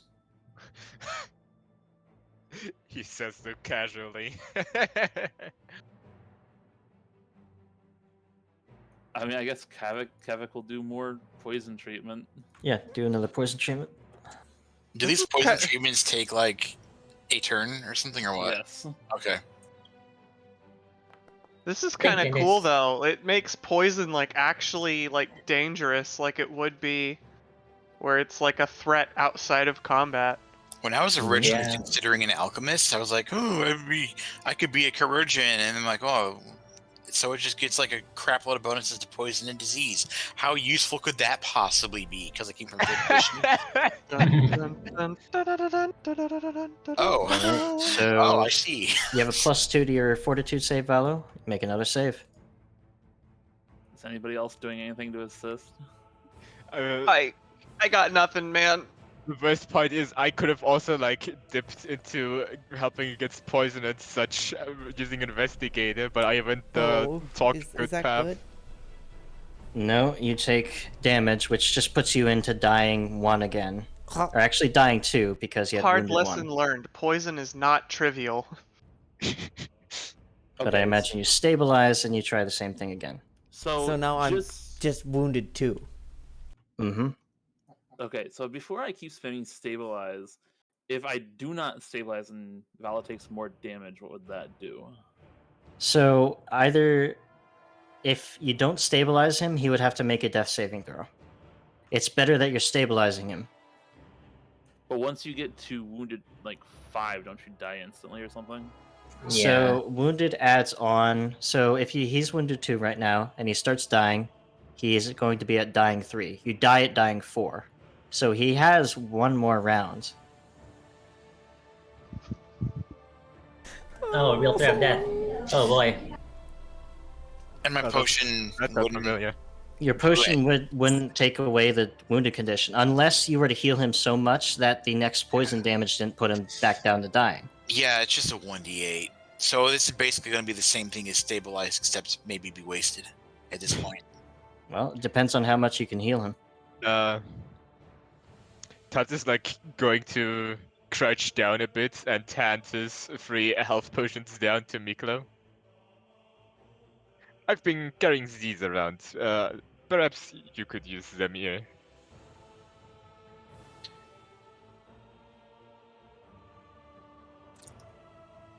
Well, so they're like a flat 1d8, I think. Mm-hmm.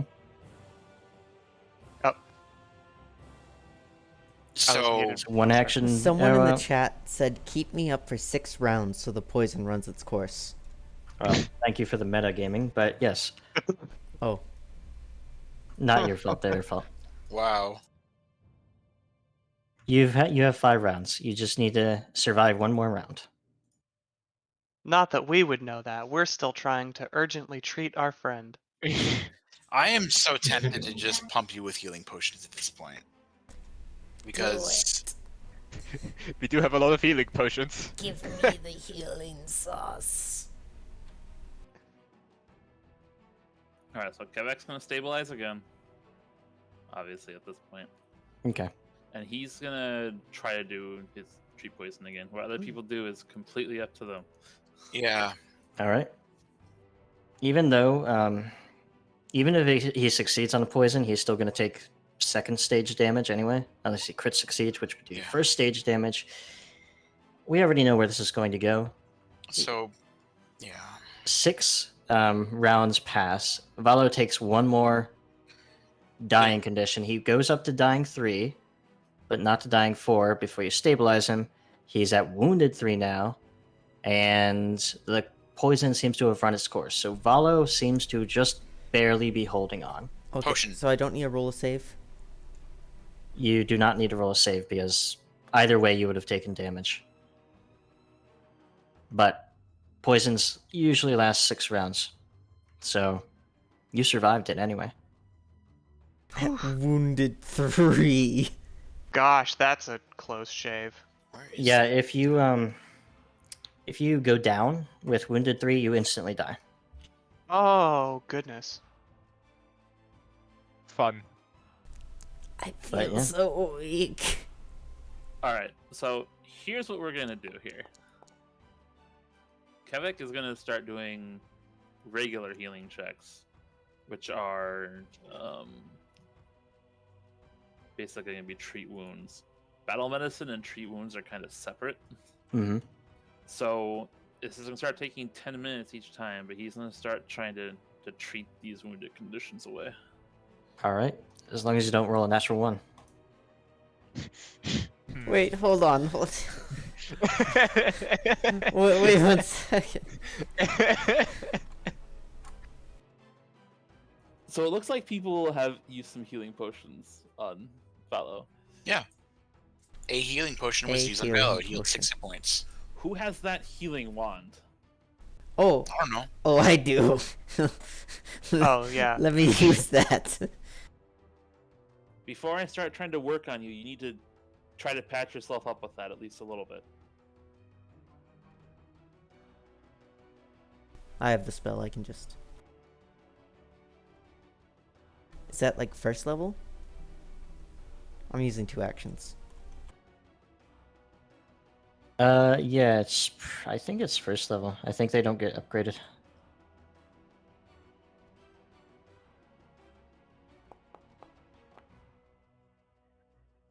See, he'll 11 hit points. Okay, we're safe, so I'm gonna start rolling some medicines just in case I get repeated ones. All right. So does that take a while? It takes 10 minutes each time I do it, but I can continuously do it. All right. So are you guys going to spend 10 minutes here? Yeah, I'm gonna chill for a bit. Okay. 10 minutes in the middle of the centipede ravine. Does it sound like there's any more? There's certainly skittering below you still. We could Oh. leave the location a little bit and then do our 10 minutes. Wouldn't Caesar Rex ever add if it turns out that in these 10 minutes the kobold was turned into a snack? Yeah, let's go somewhere a bit safer than here. We're vulnerable. We probably don't Unless- even need to go that far. Yeah, just get out of the mine. Kivek kind of looks skeptical, but nods and starts trying to help Valo move. Aye, back we to should the get south. safer. Much as I regret leaving this place behind, I'd like to learn more about it. Well, we can come back once things are more situated. All right, so you guys leaving here? Yes. Yep, just there's a little No, short I'm distance. stumbling out of here. These the 2 remaining kobolds nod at you all. We'll come with you for a little bit. Yeah, you will. I guess so. We'll drag you ourselves so you don't. Okay, let's go. And you guys start heading out of the mine and back into the jungle.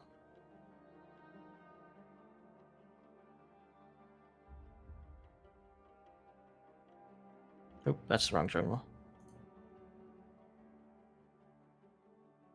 There we go.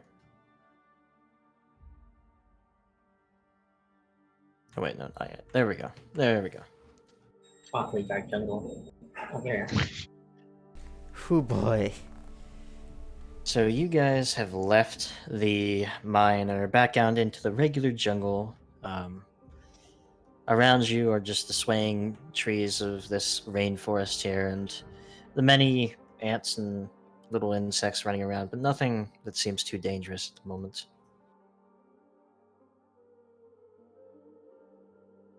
Alright, so using Kevic's ward medic ability, he's gonna also start working on other people as he's focusing on Valo. So I guess Okay. whoever's injured is gonna get it. Snout is down 21 HP at this point. How I very am- specific. I'm just gonna put your icons down here so it's easier to reference. Ooh, beautiful. He's I am- still big. I am large. Wait, I can't see anything on the map. All right, because you're Blind. Yes. I don't want to mess up the fog, It's so fine, it's you're fine. just gonna be blind. It's fine. So I guess the first medicine is going to Valo.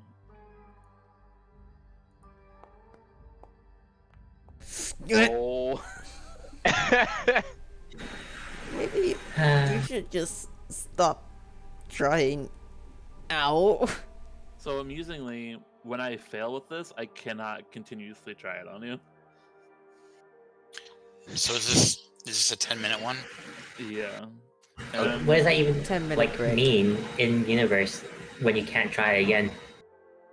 Well, because he's tried everything he can. He's just at a loss for what to do, to help. So he's rather than trying to make things worse, he's just not doing it. Yeah.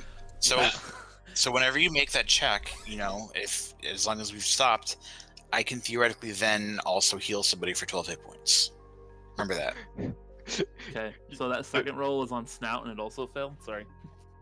Your rolls may be low, but at least you're consistent. Miklo, start making your lay on hands after you refocus, cast lay on hand. You've done it twice. Refocus Yeah. twice. Yeah. So Yeah, who needs it right now? I may need Valo. some. Valo. Definitely Valo. Hello. Yeah. So let me get the reference up there. So heal Valo for 12. You gotta add that, I think. You're Oh, a little we'll heal better button. at. You're a little better at hurting than healing, aren't you? Quebec? 9? Yeah, I'm. Oh, I still feel terrible, but I don't think I have any open wounds. Okay, second one. Is another one of you hurt. Like a lot. I may need some of the good stuff, as they say. Okay. That was only 10 minutes, by the way. But you did a second one, didn't you? I can treat 2 people at once. Oh. Are you gonna spend another 10 minutes here? Kevik cannot. They're immune for an hour. I'm not Are you trying to heal anybody in a else? though? rush. If we're not in a rush, I definitely could do that then. It is getting late, like very late. It's almost like into evening now, so you guys probably need to rest. Okay, Kevek will do one more, and then we can probably figure out it. All right. So he's gonna heal, or he's gonna try to heal Tut, and his second target is gonna be himself.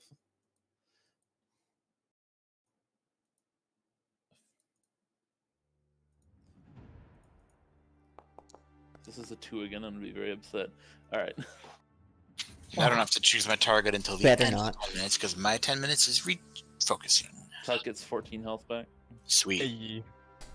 I'm refocusing as well. And on Kevek, Taking a break. Oh, okay, so now you get the Oh crit. wow.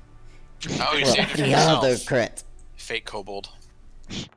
sorry, I was only missing some health. This is a little overkill. It's awkward. Now, is there still somebody who wants a 12 hit points? I could use with a little bit of patching up with all these centipede bites around here. Oh, Sure. it's not the king. Southern.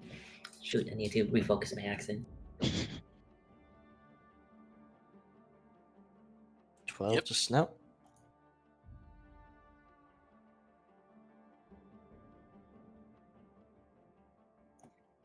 Oh, I was muted this whole time. Uh-oh. I was saying that I'm missing 11 if it's of concern to anyone. Kevek can do one more round.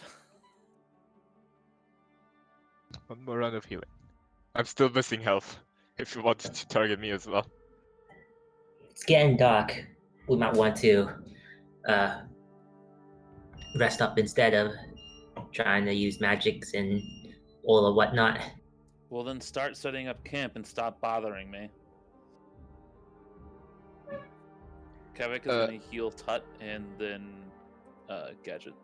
Then I shall refocus more. I hope you guys don't mind if I just sit down a bit. That's wonderful, by all means. Aye, you've more than earned it. Oh no. Oh, was that on me? Yes. That's funny. Okay, that's all the healing. That's 30 minutes basically. That's that. I Messieurs, appreciate the bandages, but I got a bit here. I don't know anything about you goblins. Okay, and then it looks like Miklo takes pity on Gadget and gets Gadget the 12. Oh, the juice. Messieurs, I trust that you have more experience in this traveling and adventuring business than I do, but I do believe in a situation like this, every second counts, and I do not believe that we can afford multiple hours of rest at this moment. Are you afraid the centipedes are gonna come after us? No, I do believe the centipedes are going to snack on the missing kobold. Oh, Didn't the the other third kobold? one. Didn't he get lost someplace in that field of flowers? Yeah, Yeah. he's lost at the Yeah. field of flowers, we're pretty sure, not at the mine. Well, the flowers could be making a snack out of him too. Yeah, that's a good point. Or he I could don't- just be sitting there in a vegetative state. So normally, then. He walked off somewhere. Where the kobold says. Our priority is his safety. Ow. If one of us Ed. could try to track him. That looks to Kevak. Velo looks to Quebec. Gadget looks to Quebec. Kevek's just like covered in blood and poison and stuff right now. Just he looks very disheveled. Right now, Well, you know how you far think these you have it three bad. got in a day. They do have a habit of getting really far away from us in a really small amount of time. Although I agree, I'm pretty unprepared for to run into more trouble like that. I'm just Well, about all spent up as far as magic goes. Do you guys remember where the pretty flowers were? Back from whence we That way? came. And he points over in the direction of the flowers, which was west. Kevek's gonna go to the map. I'm pretty sure they were here, and he points at the spot. You guys can draw. It's your Oh. map. I tried to type on it before, but it didn't work for some reason. So how long would it take to get to the X? Or the place where you're pointing? Is that like 10 minutes? You guys pretty much, you have a good survival expert in your party. You know that to get back there, to track yourself, follow your footsteps, it would take about 5-6 hours. Hmm. It That is was dark close. right now, though.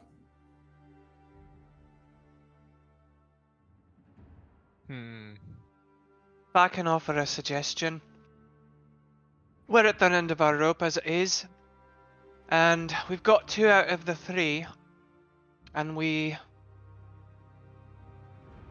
go after this third one without really thinking things through. We could all end up dead. Right. Especially if we go in and we're not in good shape, then we could all end up dead. All things considered, I think 2 out of 3 is pretty good, rather than 0 out of 8. Counts everyone. Fuck, how many people are in our party plus the kobolds? You would say that number. 8. Yeah, 8. Rather than 0 out of 8. Yeah, it's a good start. So, but we still gotta do it. But we can't rush it, or we can't save anyone if we rush it. So we gotta not rush it. Ugh, my mind is still feeling weird. Take your time. Any dissenting opinions? Or shall we camp up? I can't go for even an hour on foot. For as much as I want to find that last one, we can't until we rest more. There's no point Okay, killing that's- ourselves over it. I'd say that settles it then. Same watch order.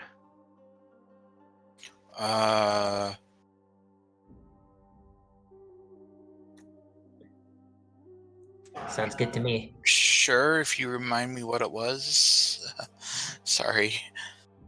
I think Miklo and Valo first. I almost said Yeah. Biko. Yeah, it was Miko and Bella first. And I think Kavak and I were second. I don't Yes, that's correct. remember That who sounds was right. third. Have some of the Sentence kobolds out. go on watch. Probably. Yeah. Miko Alright. not Wait, as enthusiastic. What am I saying? Yeah, I don't know okay. who's third. There's only 2 other people. Have Knack and Mock fill in for me. Apparently, I did get hit with those flowers. I suppose they could, couldn't they? I figured if Kobolds they are work fast asleep. Oh. Oh, Oh. well.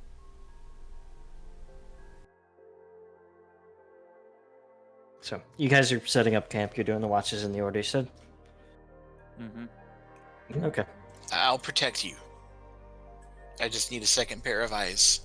Yeah, I can be a pair of eyes. So if something comes, I'll try to Then keep my distance. you can raise the alarm. Yeah. I will say, for the sake of brevity, you guys don't really encounter anything during the night.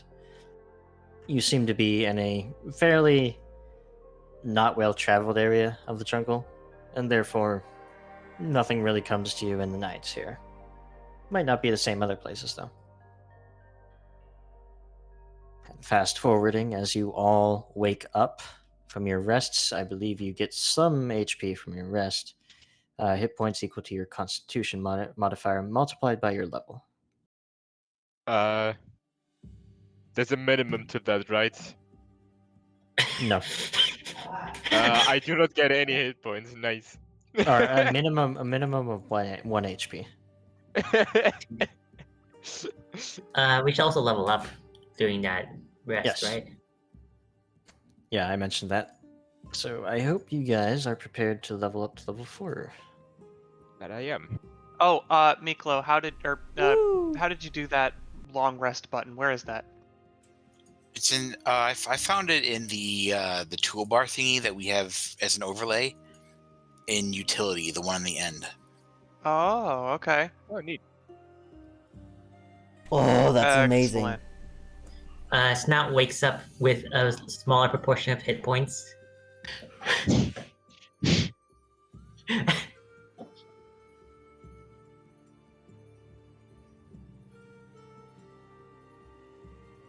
Okay, has my mental state improved? Level 4, huh? Yeah, Miglo. The effects of the flowers seem to have abated during the night. Thank goodness.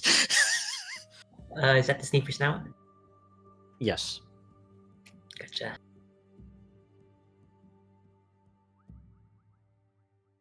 I'm smart again. Okay, time to grab my feats. I'm glad I decided on them beforehand. Speaking of feet, Damn, I should have. I. Sorry. yeah. So I had started to ask Corvus? excuse me, Corvos. Like starting to say Corbold or something. I started to ask about a particular feat. There's a champion feat called Sunblade.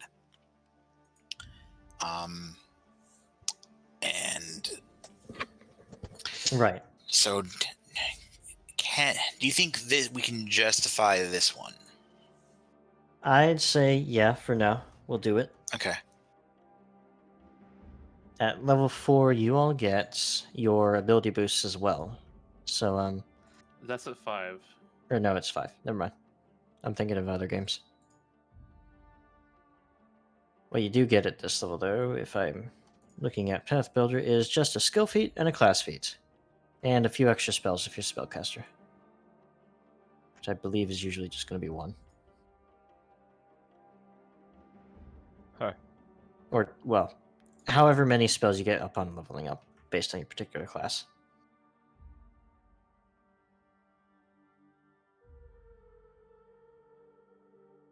Shoot. Okay, at this level, it says that I can have 3 skill feats. One labeled BG, which I assume stands for background, level 2 and level 4. Yeah, from your background, I don't think Pilgrim gives you a skill feat, does it? No, it doesn't. Okay, So, that was forget empty about and BG. it made me panic.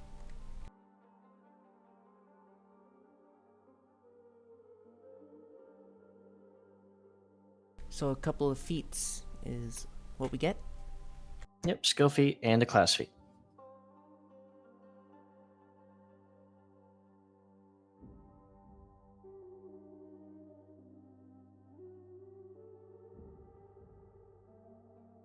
Oh, I misread this feat as die quickly.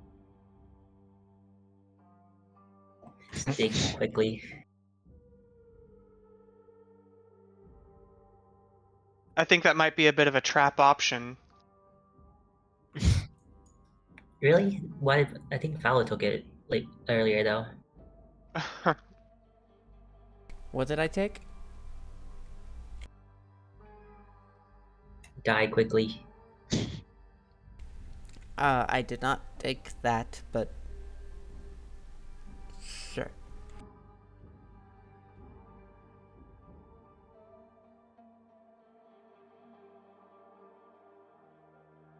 I can replace my spells when I level up, right? you're a spontaneous caster. You learn your spells, right? Yeah. So let I me can let me do have a look. I can do some very interesting things now.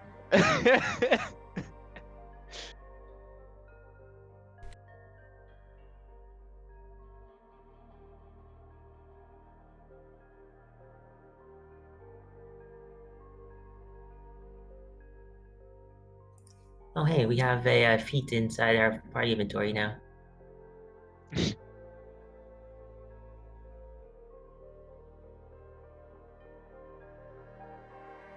Yeah, you can swap out one of your old spells. Awesome. Oh, I think I put that in by mistake, like really early on.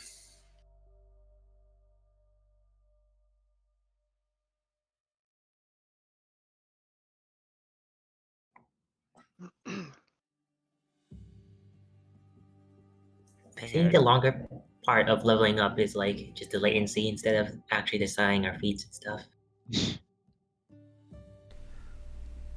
Divine Well, we Evolution's leveled up. really nice. I technically have like 5 second level spell slots now because of it.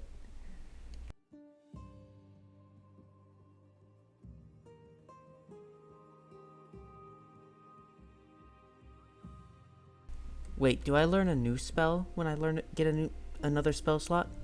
Yeah, you get one spell per spell slot. Oh.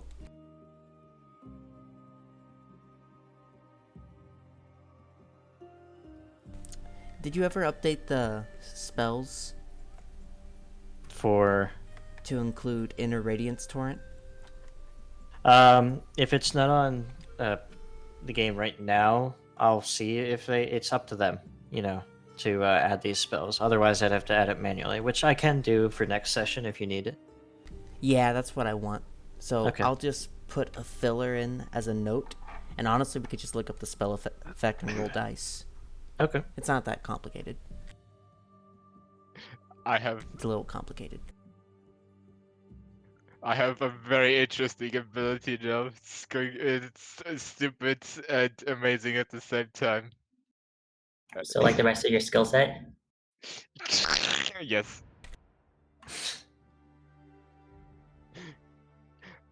I grabbed myself with this, so if I fail on nature check, I can recall knowledge nature check. I can re-attempt with society and somehow succeed.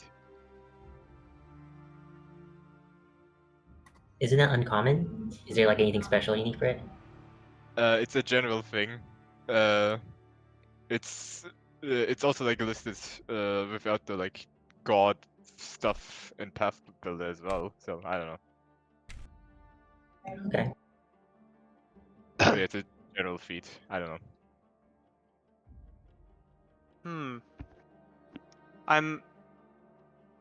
I wish that this feat was.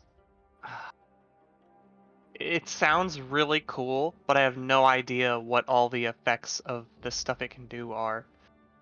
Because, like, this would allow me to make magical tattoos on people. But I have no idea what all of those do. Yeah, you'd have to look into that. If you look into it and decide you want it, we can do that. But for now, For now, I'll just take a different thing then. Mhm. If that's okay. Yeah. Um.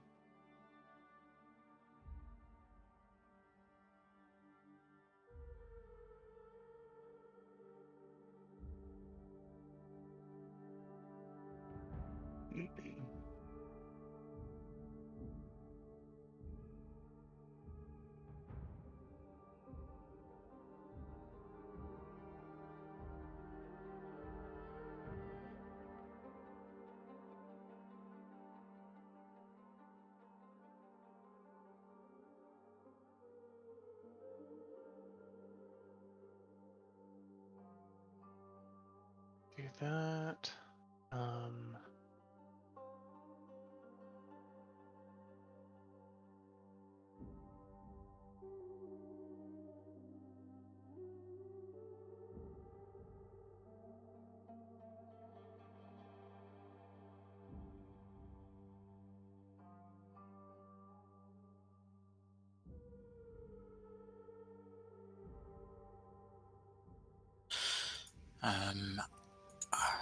I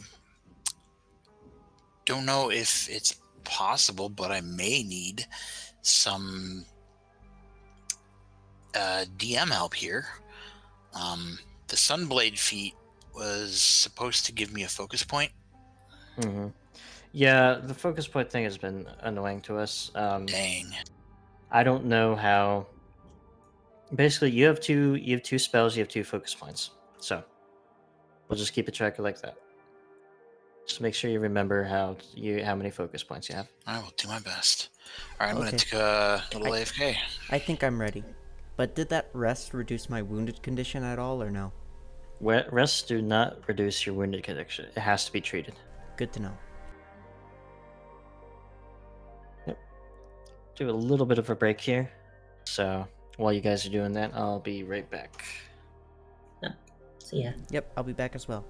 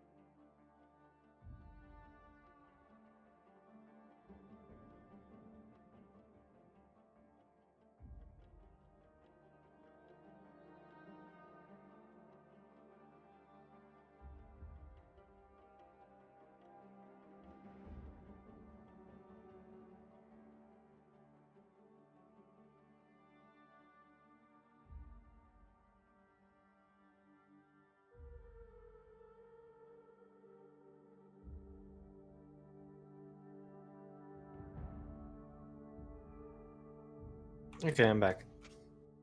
Welcome back. Welcome back, Wolf. Welcome back. Back. All right, so how you guys doing with character leveling up? I think I have Valo already. I'm done.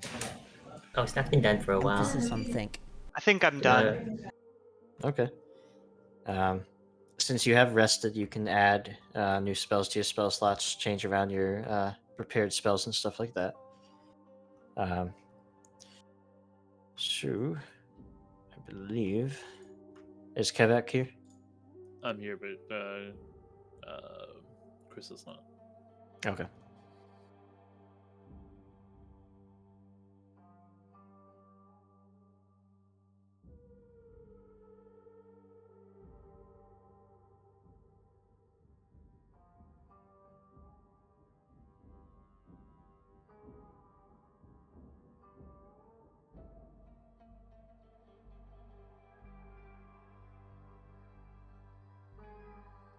So, I think what we can do now, since everybody's sort of almost getting there, start talking about you guys waking up from your rest and discussing what you're going to do next.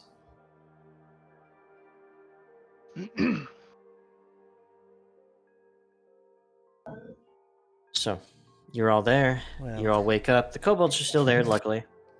But now you have to decide. It's been many hours since last night. You've slept your full 8 hours. And you have no idea where Tuck is. Roy, you two. Is there any chance the third one might still be alive? I mean, we're alive. But, I don't know where he is. This place is weird to us. So, the last place we saw him was at the flowers, and he went, I think, Knack, where did he go? He went, they both say in unison, southeast. Not Well, a I'm great glad they warrior you agree. are if you can't even stay in a pack. We're not much of a warren anymore. While we're talking, Kevek is going to keep working on Valo. All right. You roll your thing.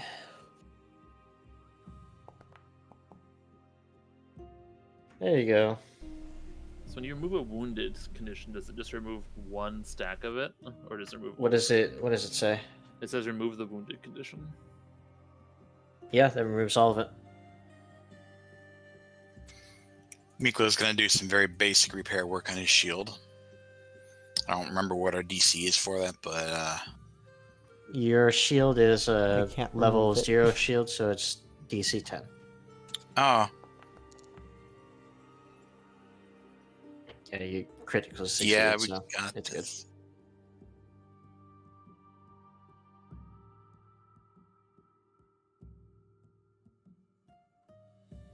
Oh, there it goes. Just lagging. All right, so you guys are still right next to the mine, and you've been told that the remaining kobold may be somewhere to the southeast Of the flowers, right? of the flowers. Yes, and I don't know what happened to the X that was on the flowers, but there we go. All right, so here's the deal. We have to find Tuck. It's not an option. We can come back for the mine later, and in fact, Scissorak might actually be interested in hearing about that, as long as we have all three of you. So we're going to do that right now. Yeah, Once we're all ready to go. I have no objections there. I I would personally also suggest we do not walk through the flowers, but around them. Oh, Also a good of course, but good idea. mainly we're going to be approaching the flowers so that we can try to pick up on any trail we might have missed the first time. Do you think we'll be able to do that, Kevak? If we can find the trail on the outside of the flowers. If we can't, then we'll have to investigate a little more thoroughly. He went southeast. What? Did why didn't you say that sooner? I just they, told you. They did. Wait, 5 minutes ago. Miklo, are you sure the flowers still aren't affecting you? You said that when I was banging on my shield, weren't you? Eh. Oh well. Either way, we know now, which is great.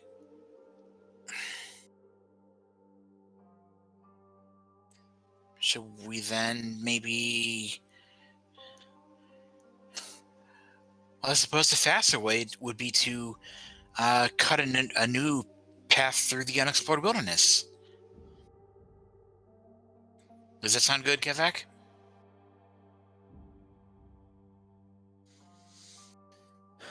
I don't think we have any other choice, really. Fantastic. Sounds like we have a plan. Is everybody ready to go, or do you need a few more minutes? I I'll be think I'm ready to about head ready. out at any time. All right.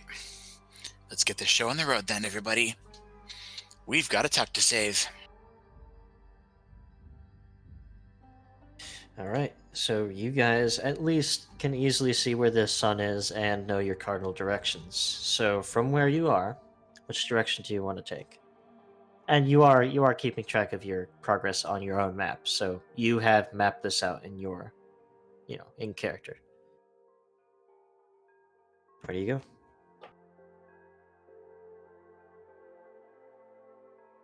Southeast is the general, like, the direction, I suppose. Yeah, I think it's worth trying. As long as we can keep ourselves oriented right,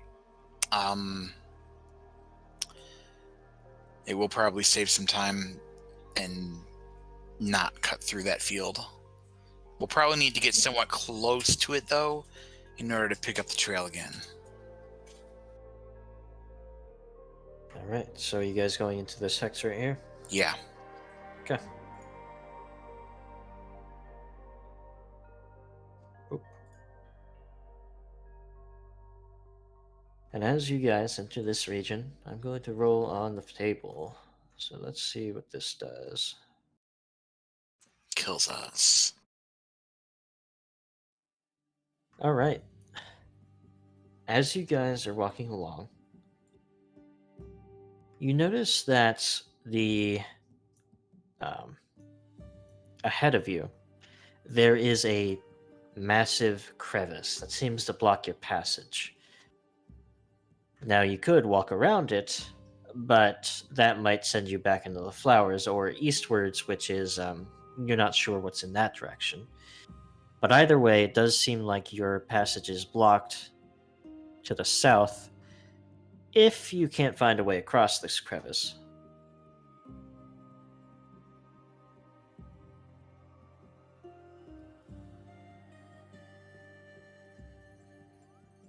Interesting. Anyone got any ideas or silly How- spells? Wait, how wide across is it again? It's about 100 feet across.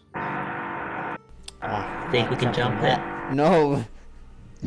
I was muted again, and I'm sorry. How deep does this crevice go? It looks to be, well, it's definitely covered in like more jungle down in this crevice, but it looks to be 60 feet down. 60 Wait. feet? Hold Yeah. on. All right. If he went to the southeast, let me look at the map. Do you think he could have gone through here? Like gone through this crevice in the bottom? Depends where you left the flowers, does it not? It does. Well, this is like straight east from the flowers, not southeast. I mean, if it's 60 feet down, that's still quite a ways, but I think it'd be safer to climb down here and then climb up on the other side.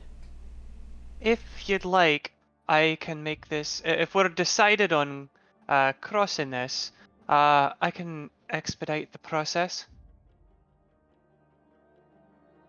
And with that, Gadget's going to cast Spider Climb.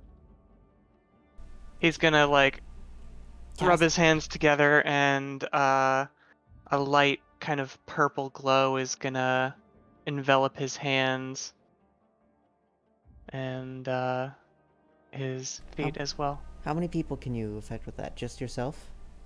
Unfortunately, well, actually, it would just be I would target a creature. I thought it was only on myself, but okay, retcon that. I would do it to the person who is probably the best at setting up rope and climbing. That's either gonna be me or Snout. Or maybe whoever has the most movement, I guess, to like climb quicker. I'm not half bad at climbing. My athletics is Go ahead massive, and I have a 30 speed. In that case, Gadget's might gonna be go better. ahead and trust Valo with this. He's going to place a hand on his back with reading his spell book and what I described earlier, faint glow around your hands and feet. Cool. All right. You'll be able to get down there no problem. And you guys are gonna go down on a rope, and so I can climb up the other side and let a rope down. Aye.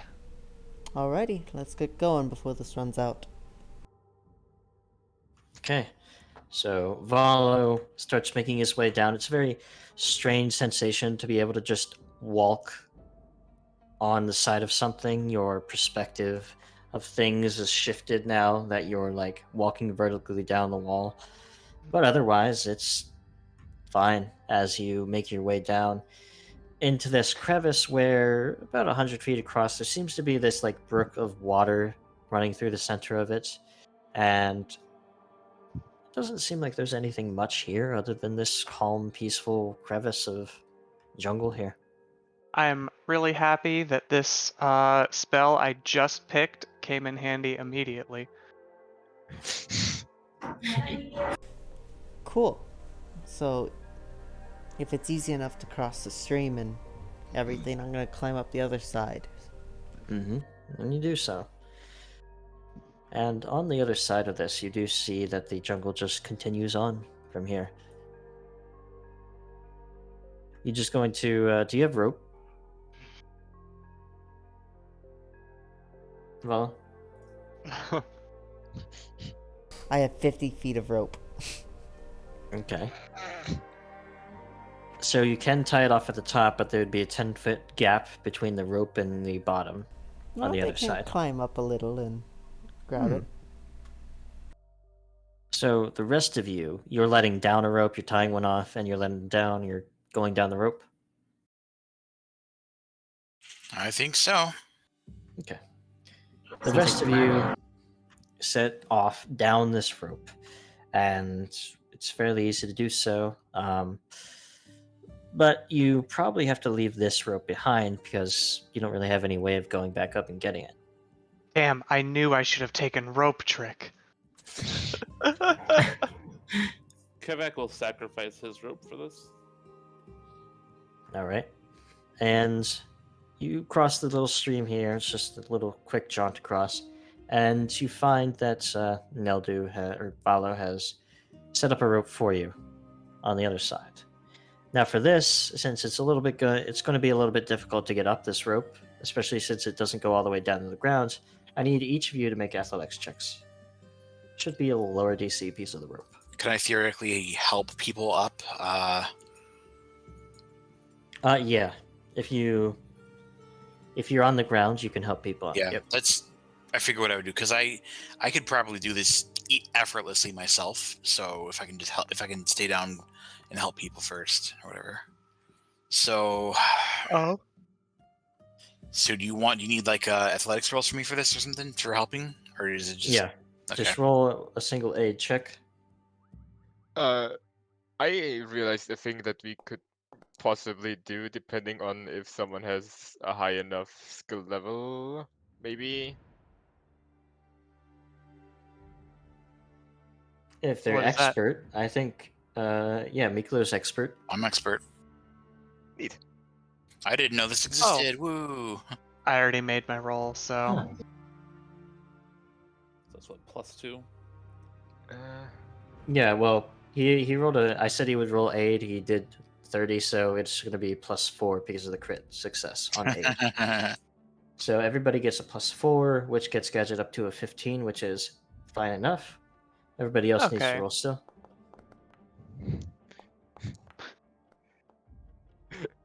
You guys are Perfect. fine. Go ahead. Sorry. Apparently Tad can climb this time. I think. I don't get the circumstance bonus, do I? No. Yeah, I didn't think so. Are you following yourself?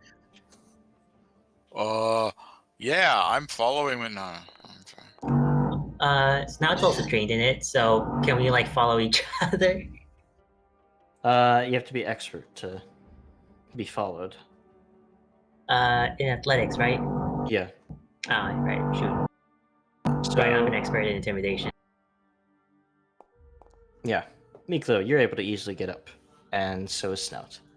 So, having used your rope, using a spell as well, you guys were able to easily get across this gap rather than having to spend a longer time going around it, but it did use some resources. Your choice, do you go to the southwest direction or the southeast text? Because after crossing this crevice, the choice is yours. We should decide if we're gonna go for a wider sweep across the southeastern direction of the flowers. think we might need to pick up the trail first. Exactly. We Can't should just- continue southwest, and if we can't find the trail there, then we might need to double back toward the flowers. At least enough to find the trail. Yep. Kevek's gonna agree with that. I mean, it's not gonna do us much good if we can't find it. This island is huge. All right, so you guys head in that direction.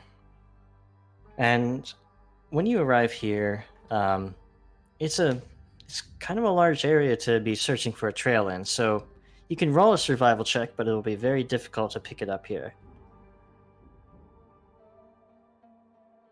You know what? Let's just try at it, just for the laughs.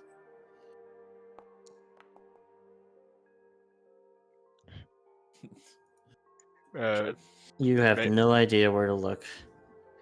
May I assist, considering they are the target of my investigation? Yes. Oh, survival. Let's see. Oh crap! I forgot the bonus. I would have gotten just +1 on that anyways. Hmm. So you really have no idea where to look for this. And you really don't have a good idea where to go back to look for it. But you do know southeast is the direction.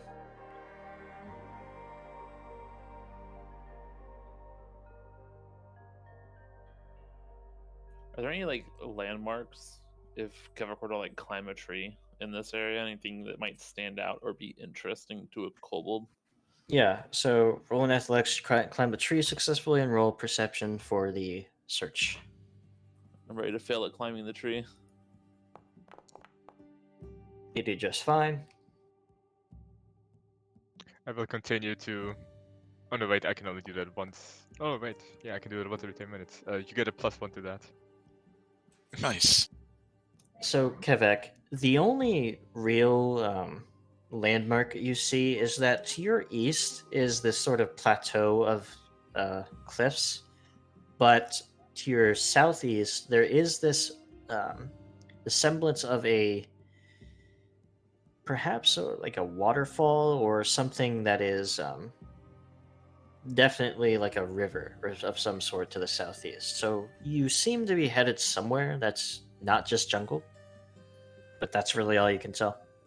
So Quebec will call that down to the others, basically the same directions and whatnot. These nasty kobolds.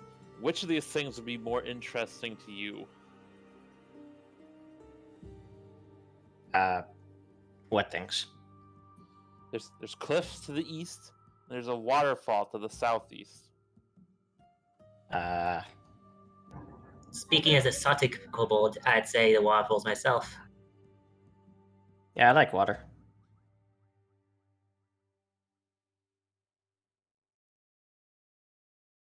We probably don't have to overthink this one, considering who I'm we're not dealing sure with. which. There's a fairly decent chance that he might be thirsty anyway. They don't have water skins, do they? We were led to water, if you recall.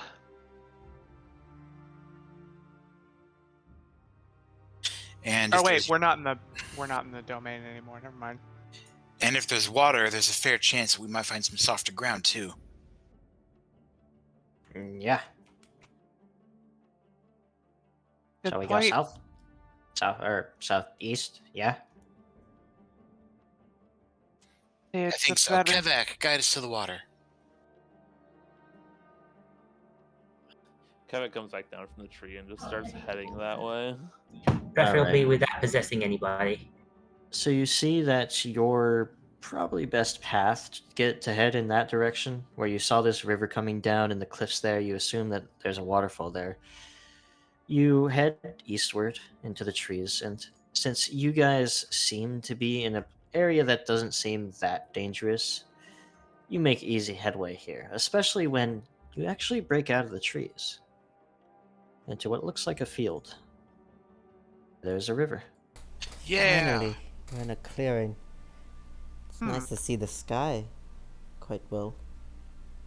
And as you guys break out in this clearing, you do see that much of this clearing is because of this river going past, and it flows from the east, so you assume that this source is in that direction. And as you look in that way, you do see that the cliffs rise over the horizon there and sort of guide your eyes towards this very small inlet where there is what looks to be a waterfall, though you can't get a clear look at it just yet. There's also a river right next to you. Probably take this time to, if the water is safe seeming, to probably refill water skins and whatnot. Mm-hmm. Yeah, definitely. Yeah. For sure. And So in this time, Quebec is making water and food for people and whatnot still. okay, you're using your spells? Yes. All right. So you guys have this little picnic next to the water with bland food, but still it's going to sustain you. Land, you say? Excuse me, sir. yeah. Prestidigitation! I love food that fills my stomach. Not With your- starving to death is one of Valo's favorite hobbies. With that bonus to you guys, you make your way eastward towards this waterfall, I assume. And you start to notice something strange about the surroundings. You see that over these cliffs seems to hang some very strange, glittering sort of objects. Not like some spire of stone that has some minerals in it that are glowing, but more this like this sheet of metals and plates of like steel and stuff like that, just like twisting along the half dead trees that seem slick with something as the light reflects off of them. It all seems to like sort of spill over the cliff a little bit, but the land below it surprisingly seems to be perfectly fine. And as you look towards the waterfall here, as you get closer, I'll show it here. There's your waterfall. And you see that this place here is, well, best described as a place where. Oops, I'm gonna sneeze. Bless you. Gesundheit. Okay, so you guys find the waterfall here, and you see that like all of this like strange foliage and mixed in with twisting metal and glistening oils seems to abruptly end as soon as it hits the waterfall here. And whatever um, strange ailments or effects that this land above the waterfall has really seem to be stopped by it. Might be something special about this place. Yup. So, you guys, I'm not really a betting man, but if Tuck came this way, there is no doubt that he would have wanted to see this. Aye. But question is, where did he end up? How are we for potential tracks here? If you'd like, you can make a survival check. That mentioned, Kevik will check again. Go for it. Have 10 minutes passed?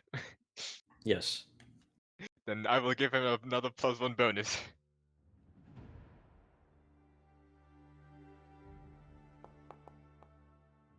Oh, No trail to be seen here.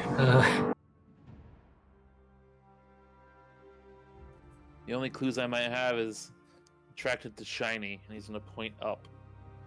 Maybe at the plateau. I'm going to, because I assume that he's taking a little while to kind of look for this trail. Can I use 10 minutes to do spell substitution and switch out a cantrip? Sure. All right. In that case, I'm going to switch out Read Aura. And I'm going to put in Join Past. And I'm going to take Tut aside and kind of look towards these trees. So, what do you make of this? Ever seen anything like it? I have in fact seen plants, yes, but it appears that is not the case for you. I'm talking about the bleeding plate on it. He squints at them to try and make it up, but probably has no idea what it is either. Alright, well, listen, let's put our heads together. Literally. And he's going to kind of point a glowing finger in his direction, kind of in the area of his forehead. Stand still for a second. Okay. And I'm going to try to, because this doesn't look natural. Can I try, like an Arcana Wait, I'd like to thing on cast a this? spell. Huh? Yeah, he's casting Join Pest. Yeah. So I'm gonna try and attempt recall knowledge and use Arcana. Is that how that works? Or Yeah. what is that how this Mm-hmm. and I will and he aid. can use any lore skill to aid. But I So- have a singular lore skill, so I Who are you will doing aid this with? that. Tut. Do I get my bonus to pursue a lead with that, or? Yeah, we'll say yes. Alright. Yoink. Hey. That's a crit success on your aid with the lore of genealogy. It's the I only am one I have. passing. But it somehow works, so it's a +4, 25 for Gadget. So, Gadget, as you're sort of drawing on some of Tut's memories and experiences, you definitely realize that all of that, like, stuff up there that's intermingling with the trees is certainly not magical.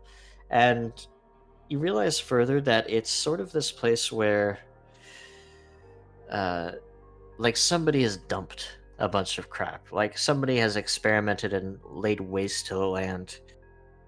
And you have to wonder if that lines up with your common knowledge of the Seekers, as they were here terraforming things, doing things to the land before, the war happened. Hmm. So, with that knowledge, then, uh, hmm. Am I able to attempt a different check on the same subject? I don't know if that's allowed Well, what or do if you that what do you goes want to do? into. Gosh. Well, I'm not skilled in religion, which would probably be Hold the on. check I would want to do for this. I am skilled Uh, in religion. I am also Me technically too. skilled in religion. I'm trained in it, but so I could probably do join pass with it. Yeah. In that case, since he's already here, gonna be casting join pass again. And this time, let me bring the spell up again.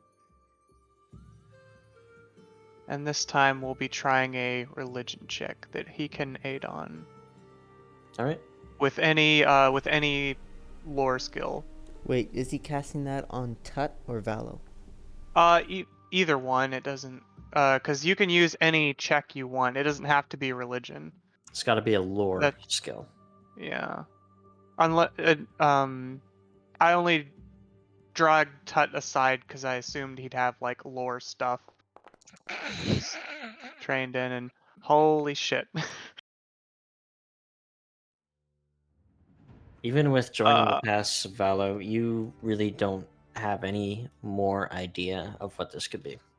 Just looking at it from here, it's way too far away. You just don't know. There is a waterfall in front of you. Well, I'm drawing a Wait, blank. hold on. Can we is there like a bit of land that goes close to the waterfall, like really close? Or is it Yeah, there's some stones on the side that seem to be slickened by the water.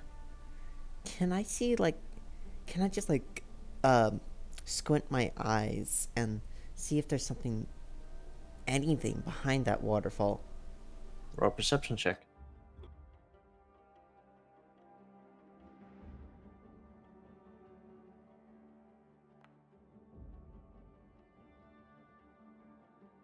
Well, it does seem like the water doesn't look like it's bouncing off of a bunch of rocks at the back of it, so there could be a space behind the water.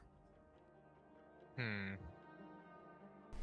Guys, I think there might be something hidden behind the waterfall. Really? Like a cave. The Really now? waterfall. Good eye. We should probably check that out. I doubt our little friend could have been climbing, especially what with these slick rocks. As good a lead as any. Can I give identifying the thing in the trees another try as well while we're at it? Sure. All right. Yoink. Not really. You have no idea. Thankfully, I have this. Well, Oh boy.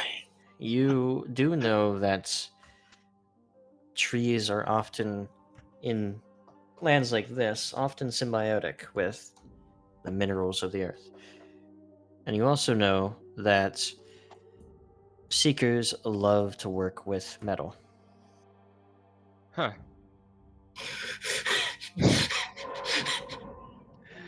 Uh, so I may know what this thing is. He points to, what we've been trying to identify. What's your theory then? So the seekers, they do enjoy the metalworking, as they say. Wait, really? Yes, and they also the trees are well, they are symbiotic with the minerals of the earth. So I assume that there's God dang it, sorry. That there is a connection going on. Some that the trees are reacting to something in the ground. Wow. Something seeker related. So Miklo has been around temples and stuff. Can I try to follow up on this interesting bit about seekers and metal with some brainstorming of my own? Roll a religion check, but you're going on threads of threads of threads. I am totally going on threads. If I Threads that- have picked up anything, Threads that might not even be true is the best part. This is such a tangent from what we were doing. Yes, it is. You have no idea what he's talking about. that's fascinating. That's not really something I've ever learned about. That might be something really interesting to look into later.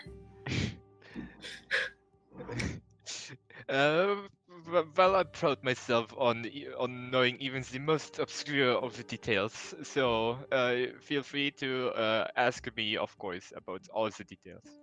Can you tell me where the rest of my payment is then? I told the goblin it was his turn. Snout, nobody's getting paid until we escape this island. Not like payment's gonna do you much good on this island anyway. Exactly. Give it to those villagers. I'm sure they'd love to take it from you. Or we can hoard it all for ourselves. And I don't mean that in a selfish way. Quebec's gonna start heading towards the waterfall. Yeah. All right. We're so easily distracted.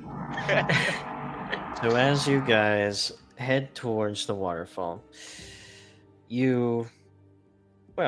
with Valor's leading, basically, because he saw this first, you guys begin to head underneath the water, getting soaked along the way, but something strange happens as you come through it.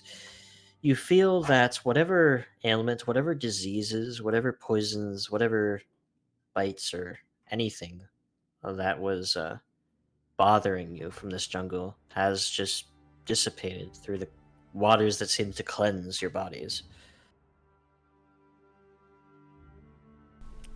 Do you guys feel like a cold rush up your spine? Like a cleaning feeling as you walked through here? Well, it's probably been a long time since any of us took a bath, so That's fair. I'd chalk it up to that. This makes me think I wonder if we've stumbled upon another domain.